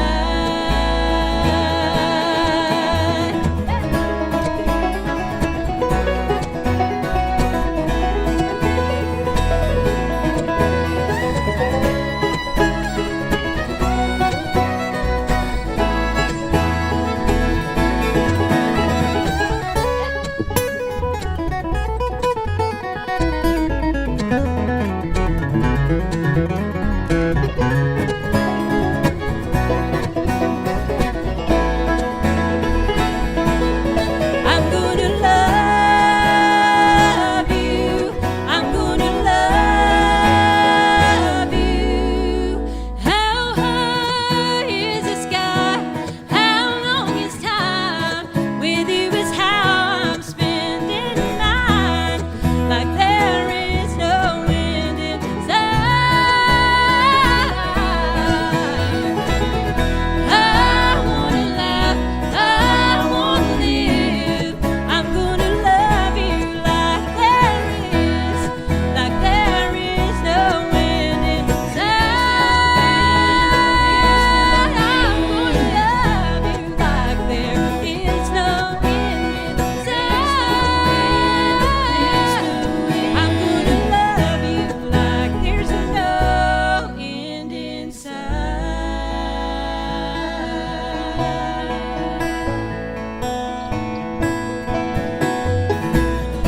I wanna laugh, I wanna live.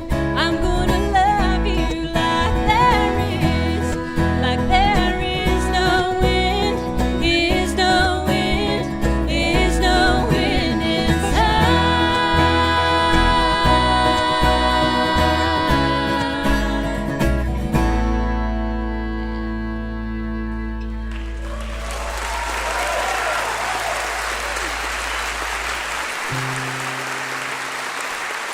Well, thank you so much.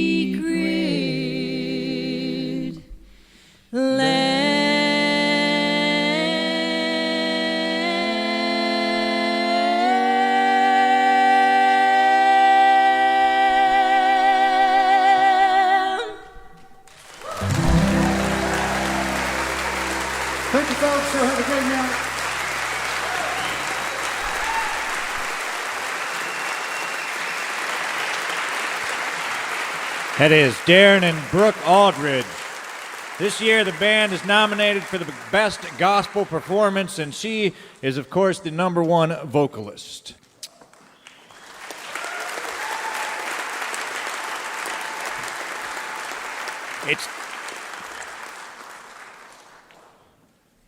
It's time to welcome our piano player, Bob Thompson, to the stage. Bob has chosen an original song for us today, one that he has written that is called "I Wish I Knew How It Would Feel to Be Free." Please welcome Bob Thompson.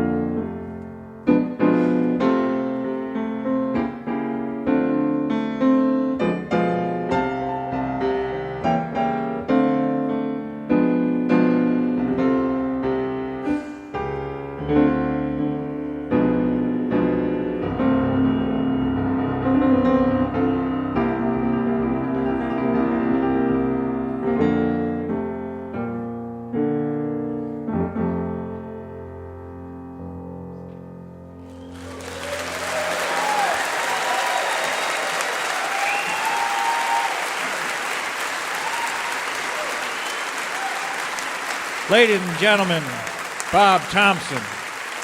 And I have to admit that this is my first time hosting a major music radio program, and I made a mistake. Bob Thompson, as much as you might like to think you didn't write that song. That's my fault. That song was written by jazz pianist Billy Taylor in 1963. I was quickly informed when I got off stage, but it was beautifully, beautifully done.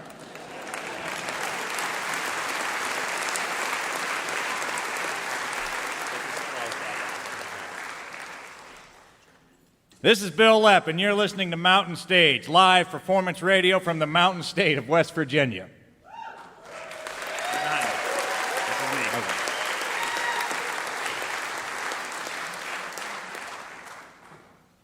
Major funding for Mountain Stage is provided by Bailey and Glasser, LLP, a nationwide law firm born in West Virginia with offices in Charleston, Morgantown, Wheeling, St. Louis, D.C., Boston, Alabama, Florida, and Delaware. Details at baileyglasser.com. And by the West Virginia Tourism Office. There are places you visit and places you behold. You'll find natural wonders and endless experiences in the Mountain State, West Virginia, a place that's almost heaven. More information at wvtourism.com. Additional support is provided by Hip Historic Charleston, West Virginia. You'll find live music 7 nights a week in West Virginia's capital city. It's music from the hip. Your adventure starts online at charlestonwv.com. You're listening to Mountain Stage on NPR.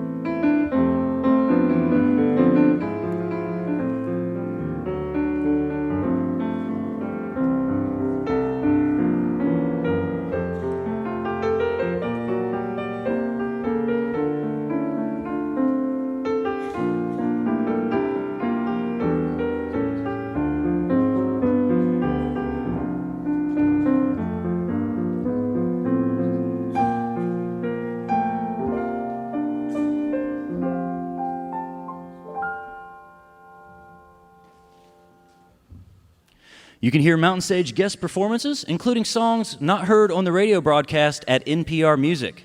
The online address is npr.org/mountainstage. Now back to our special guest host, whose latest book is an illustrated children's tale called The Princess and the Pickup Truck. Let's welcome back Mr. Bil Lepp.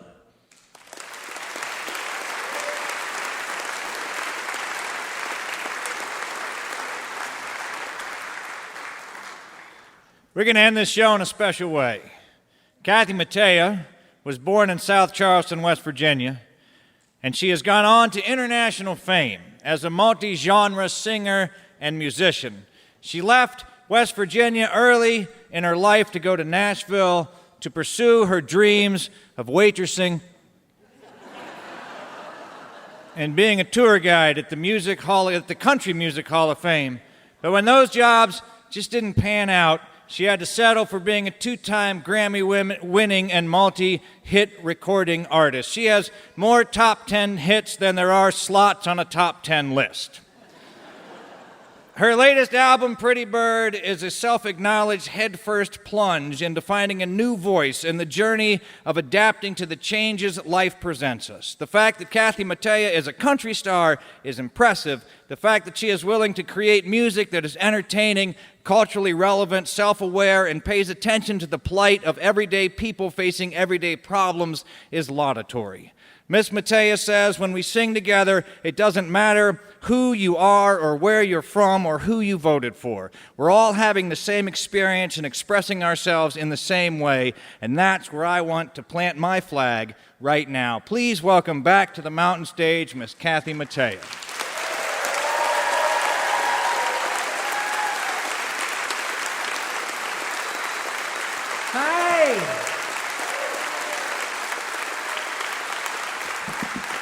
Man, it's great to be back. So we're going to do some new songs for you from a record that comes out in a few weeks in September. And I gathered these songs sitting in my living room with Bill. This is Bill Cooley, who's played with me for 28 years, standing next to me on stage.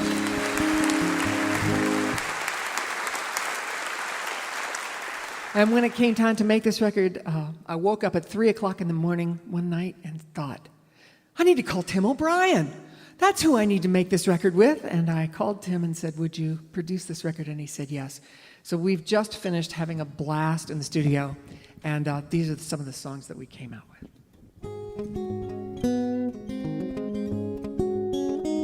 This is a blues song about joy.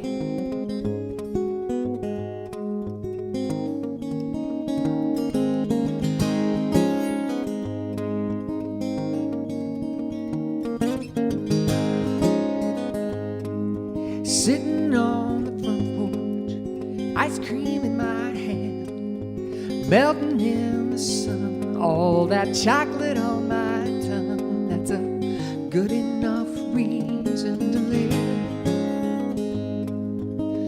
Good enough reason to live. Sitting in the bathtub, high five playing low, digging that Al Green. Well, you must know what I mean. That's a good enough reason to live. Good enough reason to live. If I die young, at least I got some chocolate on my tongue. If I die young, at least I got some chocolate on my tongue.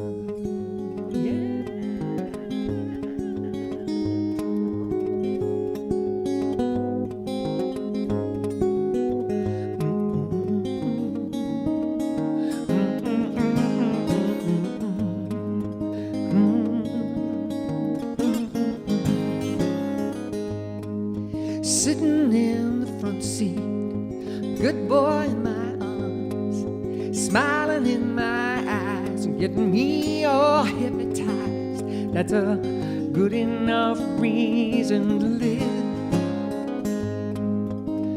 Good enough reason to live.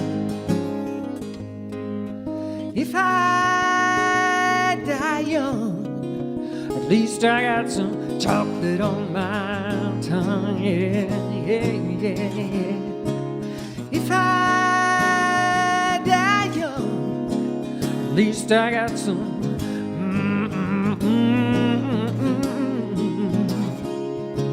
And if I die young, at least I got some chocolate on my tongue, yeah. And if I die young, at least I got some chocolate on my tongue. Yeah, yeah, yeah.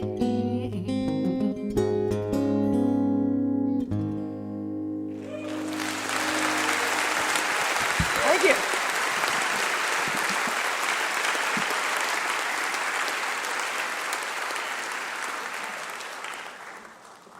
So I always introduce that song and just say, how the thing I really love about that song is that sometimes it reminds me when I sing it that a lot of times the most pleasure I can get is from the simplest things in life. And it's just a good thing to remind myself of. And a friend of mine came to me one night. She said, I love that song you've been doing. I just feel obligated to tell you that I'm not exactly sure that song at the end of the day is about chocolate.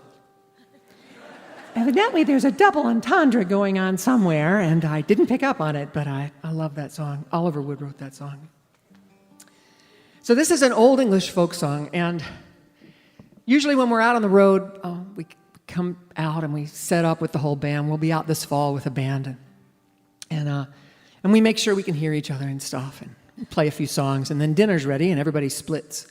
And Bill usually hangs back, and he's noodling around on something, and he, as you'll see, he's an amazing artist in his own right on the guitar and writes these beautiful instrumental pieces. And one day he was playing something, and I said, oh, that's just beautiful. Is that something new? Did you write that? And he said, oh, no, this is an old song. I said, well, that's just gorgeous, and I'll listen for a while. Next day, Same thing, everybody left. He was playing again. I was like, wow, what is that? And he said, oh, it's called He Moves Through the Fair. It's been done by lots of people. And I was like, well, that's just great. The next day, same thing, except there was a lyric sheet at the bottom of my microphone stand.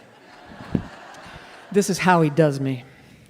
And so I love this song because you get to really hear Bill stretch out, and you get to hear a bit of the conversation between the two of us.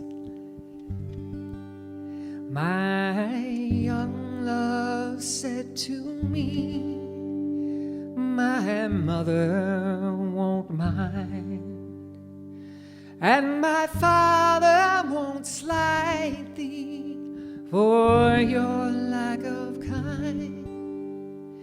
He went away from me, and this he did say, it will not be long, love, till our wedding day.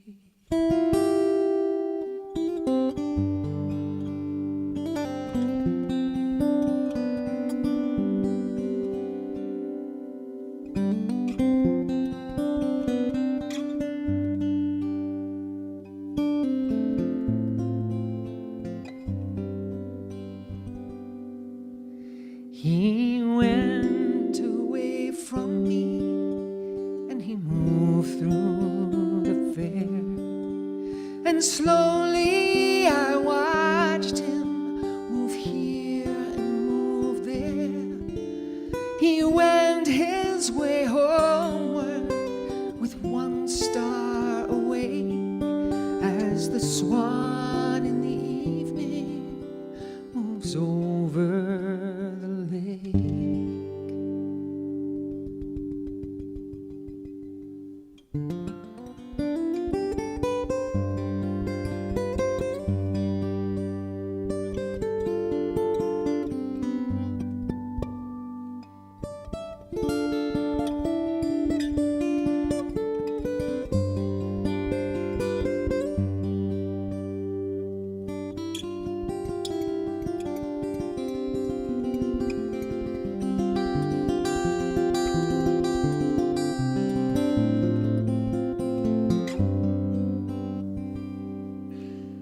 The people were saying no two were ever wed, but one has a sorrow that never was said.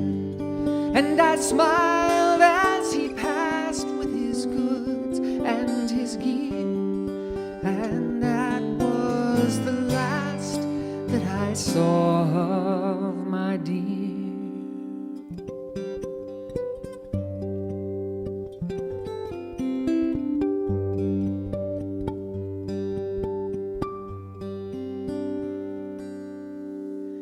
I dreamt last night that my young love came in. He came in so sweetly, his feet made no din.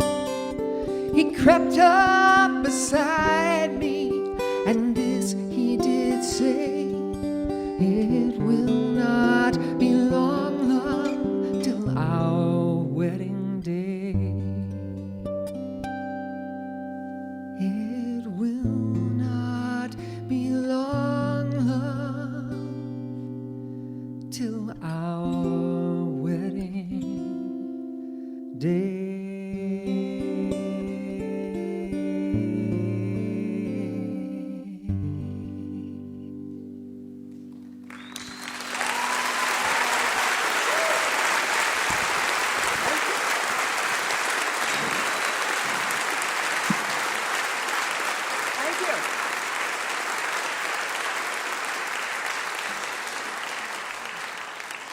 We worked that song up at Soundcheck every night over the course of about 6 months, and it was really fun to finally, by the time we recorded it, we could do it in our sleep practically. So here's the deal. Bill comes over every Thursday, and we just play through songs. We play through old songs, sometimes songs that we know really well, sometimes new songs, sometimes, frankly, ladies and gentlemen, songs you will never hear. And we just sort of keep up our conversation that's been going on for so long now.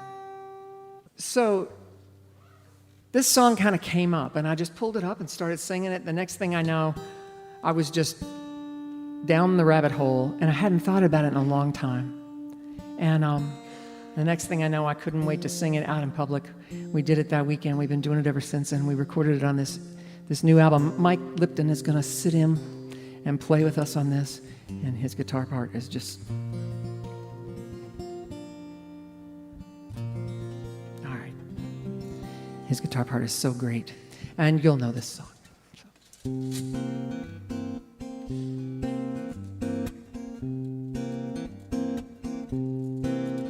It was the 3rd of June, another sleepy, dusty Delta day. I was out chopping cotton, and my brother was baling hay. And at dinner time we stopped, and we walked back to the house to eat. And Mama hollered out the back door, y'all remember to wipe your feet. Then she said, I got some news this morning from Choctaw Ridge. Today, Billy Joe McAllister jumped off the Tallahatchie Bridge. Papa said to Mama as he passed around the black-eyed peas, well, Billy Joe never had a lick of sense. Pass the biscuits, please. There's 5 more acres on the lower 40 I got to plant. And Mama said it was a shame about Billy Joe anyhow. Seems like nothing ever comes to no good up on Choctaw Ridge. And now Billy Joe McAllister's jumped off the Tallahatchie Bridge. Brother said he recollected when he and Tom and Billy Joe put a frog down my back at the Carroll County Picture Show. And wasn't I talking to him after church last Sunday night? I have another piece of apple pie. No, it just don't seem right. I saw him at the sawmill yesterday on Choctaw Ridge. And now you tell me Billy Joe's jumped off the Tallahatchie Bridge. Mama said to me, child, what's happened to your appetite? Well, I've been cooking all morning, and you haven't touched a single bite. That nice young preacher with a tailor dropped by today. Said he'd be pleased to have dinner on Sunday. Oh, by the way, he said he saw a girl looked a lot like you up on Choctaw Ridge. And she and Billy Joe was throwing something off the Tallahatchie Bridge.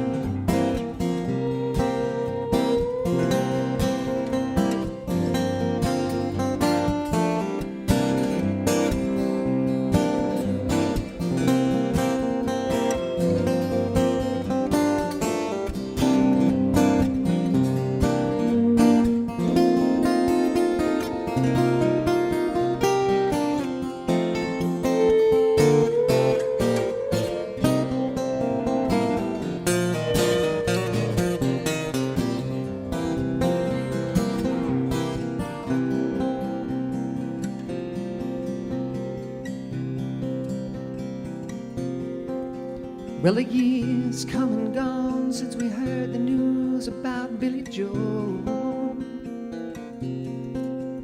Brother married Becky Thompson, They bought a store in Tupelo. There was a virus going around. Papa caught it and he died last spring. And now Mama doesn't seem to want to do much of anything. And me, I spent a lot of time picking flowers up on Choctaw Ridge and drop 'em into the muddy water off the Tallahatchie Bridge. I drop 'em into the muddy water off the Tallahatchie Bridge.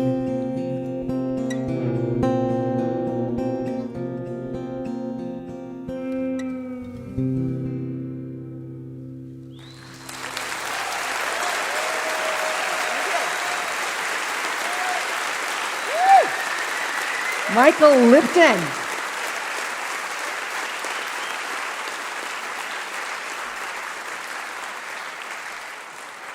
Nobody does the retro spooky guitar like you do, Michael. That was awesome. So when we started to work on what turned out to be this album, it wasn't really. I didn't think it would have anything to do with making an album. And what happened was when I sort of got my way through menopause. Yeah, I know it's hard to believe, isn't it, with all this gray hair that. I've noticed that my voice started changing, and I didn't know what to do about it. And I had this 10-minute conversation many, many years ago with Tony Bennett. I wound up in a room with Tony Bennett, and we were alone for 5 minutes. And it was the most amazing thing, and I said, look, I need to ask you a question. I heard you sing tonight, and I know how old you are. How did you do that? And I saw him last year. He was 90. He blew my frickin' mind. But he just smiled, and he was very gracious, and he said, well, my voice isn't what it once was, but it's a lot better than it was a couple of years ago. He said, I found a teacher, and I started working again. So I did the very same thing. I thought, if Tony Bennett can do it in his 70s, I can do it in my 50s. And I went and found a teacher, and I dug in. And these are the songs that sort of brought me back to singing. I would go practice with my teacher all week, and then Bill and I would sit on Thursday, and we would sing through these crazy songs that I would bring in. And I walked in one day, and I said, Bill, I've been listening to this song over and over and over again, and it's been giving me so much comfort. And I don't know if I'll ever be able to sing this song, but I think I'd like to try. And so we kind of worked it up, and we started messing around with it. And one day he looked at me and he said, yeah, I think you're right, Kathy. You don't really have any business singing this song in front of people. And I was like, yeah, I think you're right. So we put it on the shelf for a while. And then one day, a couple months later, I said, let's pull that song back out again. And I sang through it, and he said, I don't know what happened, but you got it. I was like, really? He said, yeah. We sang for a couple more hours. I said, all right, pull it out again. He was like, still there. So we've been doing it ever since, and this is just a beautiful, this was written by a dear friend of mine in Nashville who's a songwriter, and this is sort of her masterpiece.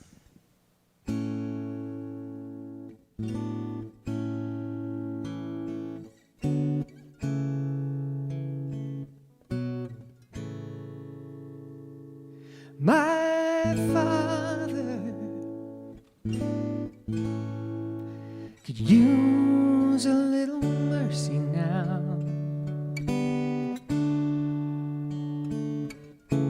The fruits of his labor fall and rot slowly on the ground.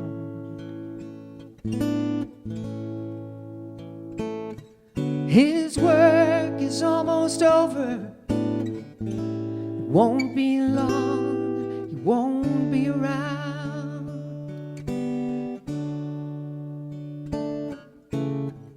I love my Father. He could use some mercy now. And my brother could use a little mercy now.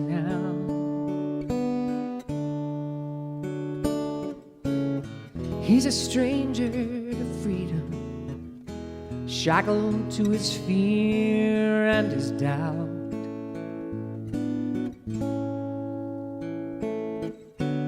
And the pain that he lives in, it's almost more than living will allow.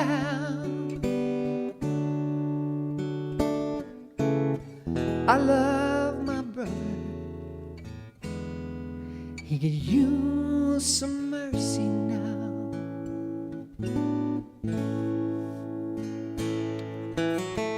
My church and my country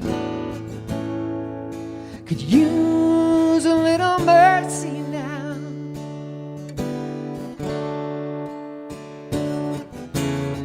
As they sink into a poison pit, it's gonna take forever to climb out.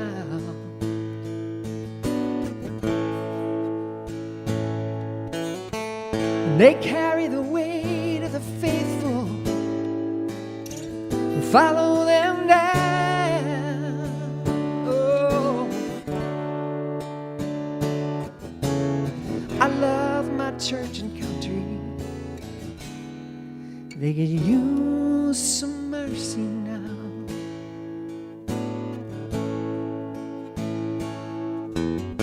While every living thing could use a little mercy now.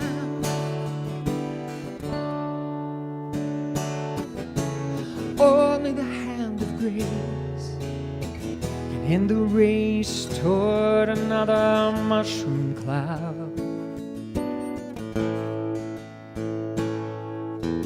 And the people in power, they'll do anything to keep their crown. Oh, I love life, and life itself could use some mercy now.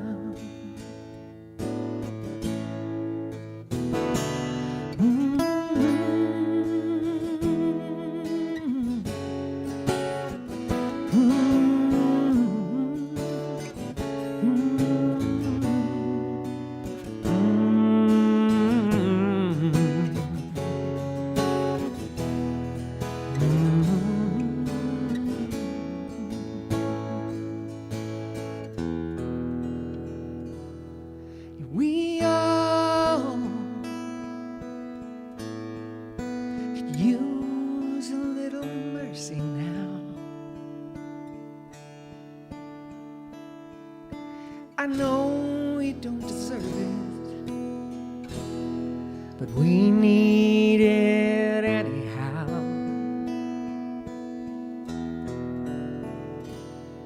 We hang in the balance, dangle between hell and hallowed ground. Oh, and every single one of us could use some mercy now.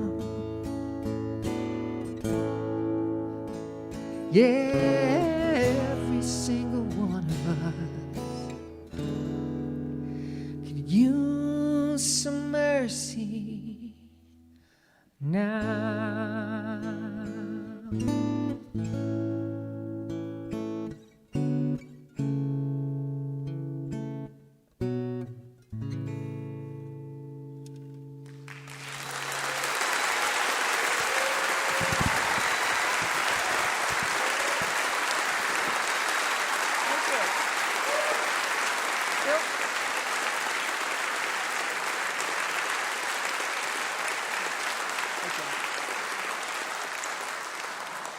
Thank you, thank you. Mary Gaucher wrote that song, and I think songs save lives, and I think that's one of them that's really gotten a lot of people through some hard times. I know one person who went through a terrible depression and swears that that song saved his life, and that's good enough for me. I do think music's really, really important, especially during hard times.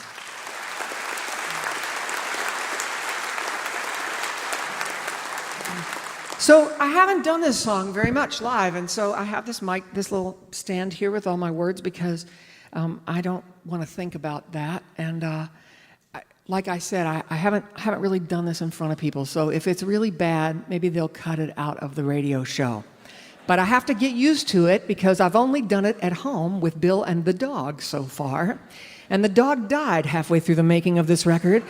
So I need to test it out, frankly, and find out if it was the song or if it was just the dog. But no, somehow being up here at Augusta just made me think that I need to sing this song. This is an old Hazel Dickens song. It's the title song from my record. And I want to say that I tried to sing this song for years. I wanted to record this song years ago. I could never get it. I struggled and I fought and I tried and I put it on the shelf and I took it back down. And in the middle of this whole process, one night I'm taking a shower, nighttime shower, soaping up, and I just start singing it. And I'm like, oh, what's this? I think I've got it. What happened? I don't know. I'm naked. I'm soapy. I'm wet. So I keep singing, and I rinse off, and I dry myself, and I run into the bedroom. I'm upstairs, and my phone is buttoned up for the night. My husband is on the road, and I pick up the landline, and I dial my voicemail, and I sing into my voicemail so that I won't forget it. And I don't know what happened, but on good days, I can still sing this song, and I feel like it's a bit of an homage to the wonderful singers and musicians who've been here holding this music all summer, and especially Ginny Hawker, who is like an inspiration to me. So, all right.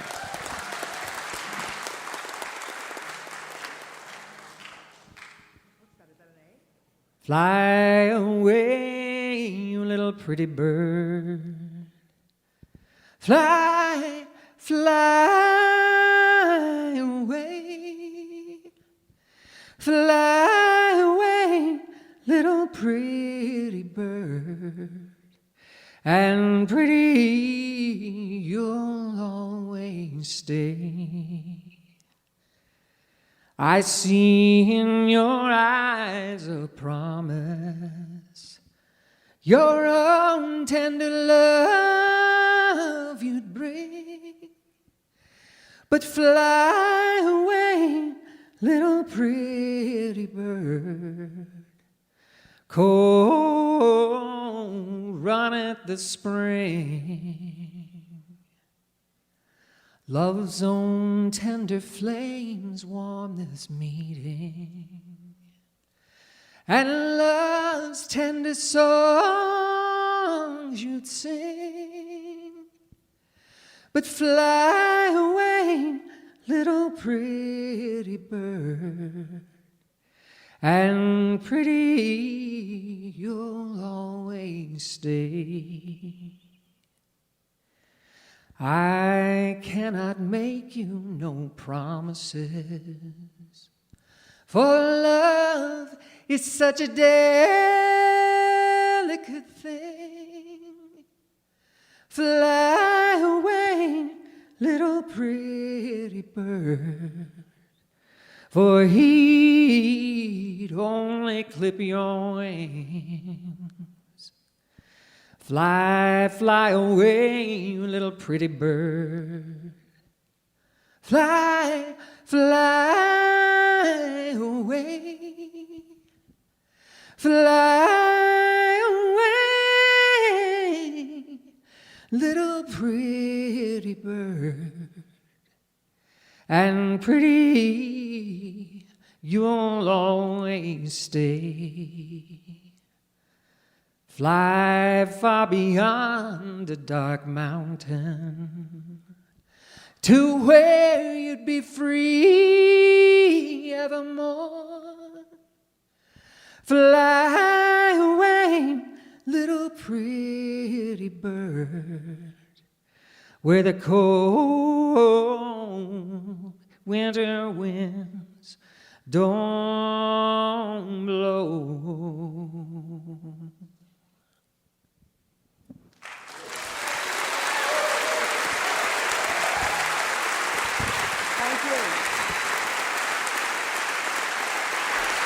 Kathy Mattea and the title track from her new album, Pretty Bird. This is Kathy's 17th appearance since 1986, and we thank her so much for being such a good friend of Mountain Stage.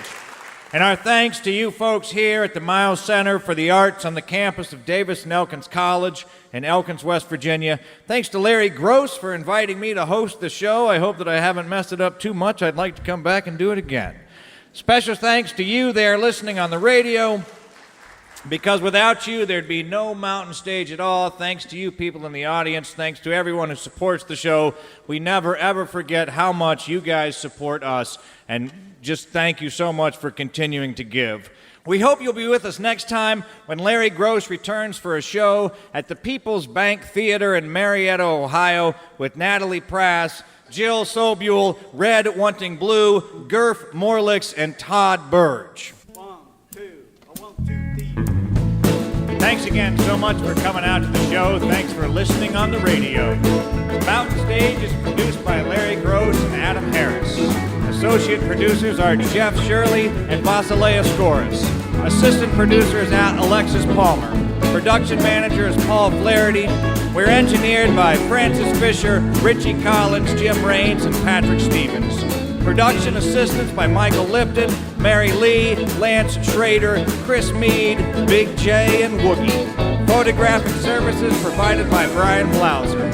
Promotions are coordinated by Adam Harris, Vasilea Skoris, and Music in Motion Promotions.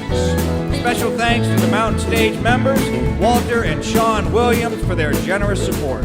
Lodging is provided by the Marriott Town Center Hotel, centrally located for the business and pleasure traveler in downtown Charleston, West Virginia. Why don't you go out and hear some live music wherever you are just as soon as you can? I'm Bil Lepp, and you've been listening to the Mountain Stage Live Performance Radio from the Mountain State of West Virginia. We're going to end this with a song from the Carter family, and we're going to start it off with Kathy. All right. God gave Noah the rainbow sign, don't you see? God gave Noah the rainbow sign, don't you see? God gave Noah the rainbow sign, won't be the water but the fire next time. I think the old rock page is cleft for me. I got a home in that rock, don't you see? I got a home in that rock, don't you see? I got a home in that rock just behind the mountain top. I the old rock of ages left for me. God gave Noah the rainbow sign, don't you see? God gave Noah the rainbow sign, don't you see? God gave Noah the rainbow sign, won't be the water but the fire next time. I the old rock of ages left for me. Bill Cooley on the guitar.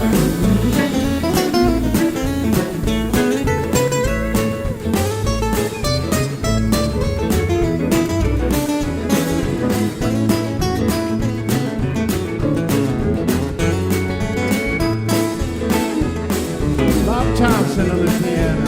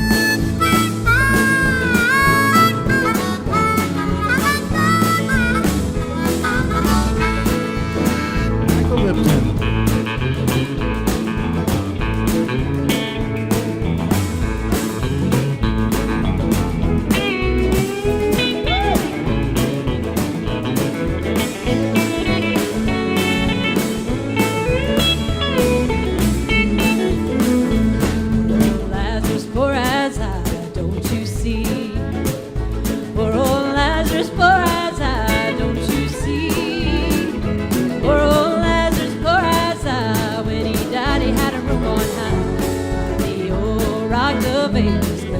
me. Joe Newberry, sing us one.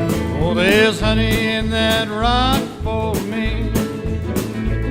There's honey in that rock for me. There's honey in that rock on the mountain. Everybody. God gave Noah a rainbow sign, don't you see? God gave Noah a rainbow sign, don't you see? God gave Noah the rainbow sign, no more water like the fire this time. I know the rock of ages left for me. Let's hear that fiddle, Charlie.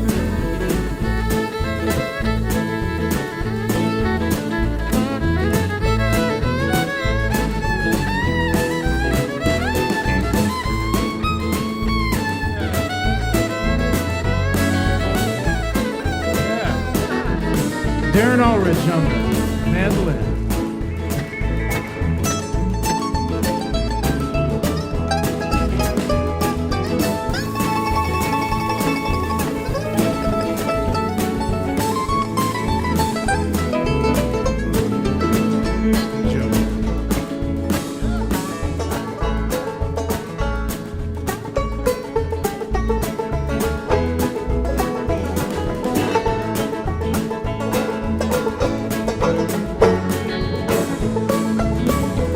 Let's hear that other banjo. Come on, Matt.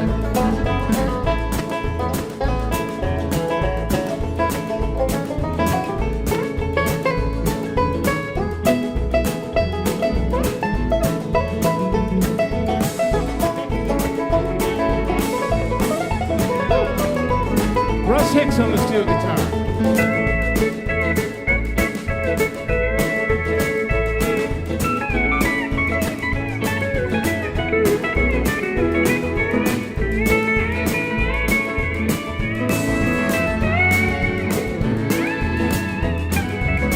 John Lilly. When this world's all on fire, hide thou me.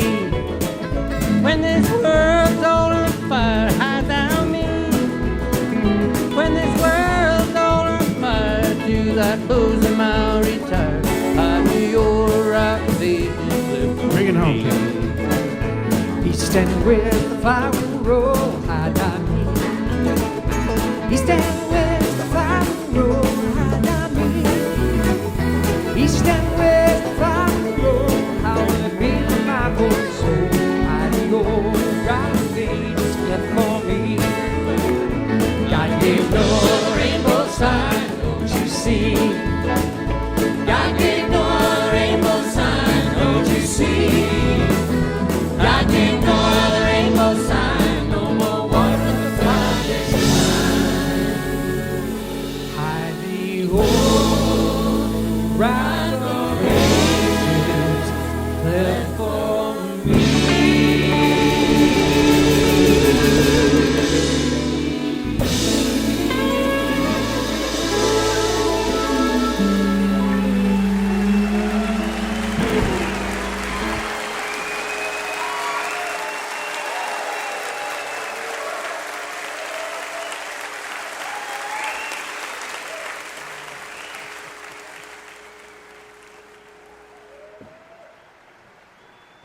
Support for Mountain Stage is provided by Bailey and Glasser and by the West Virginia Tourism Office. This is NPR.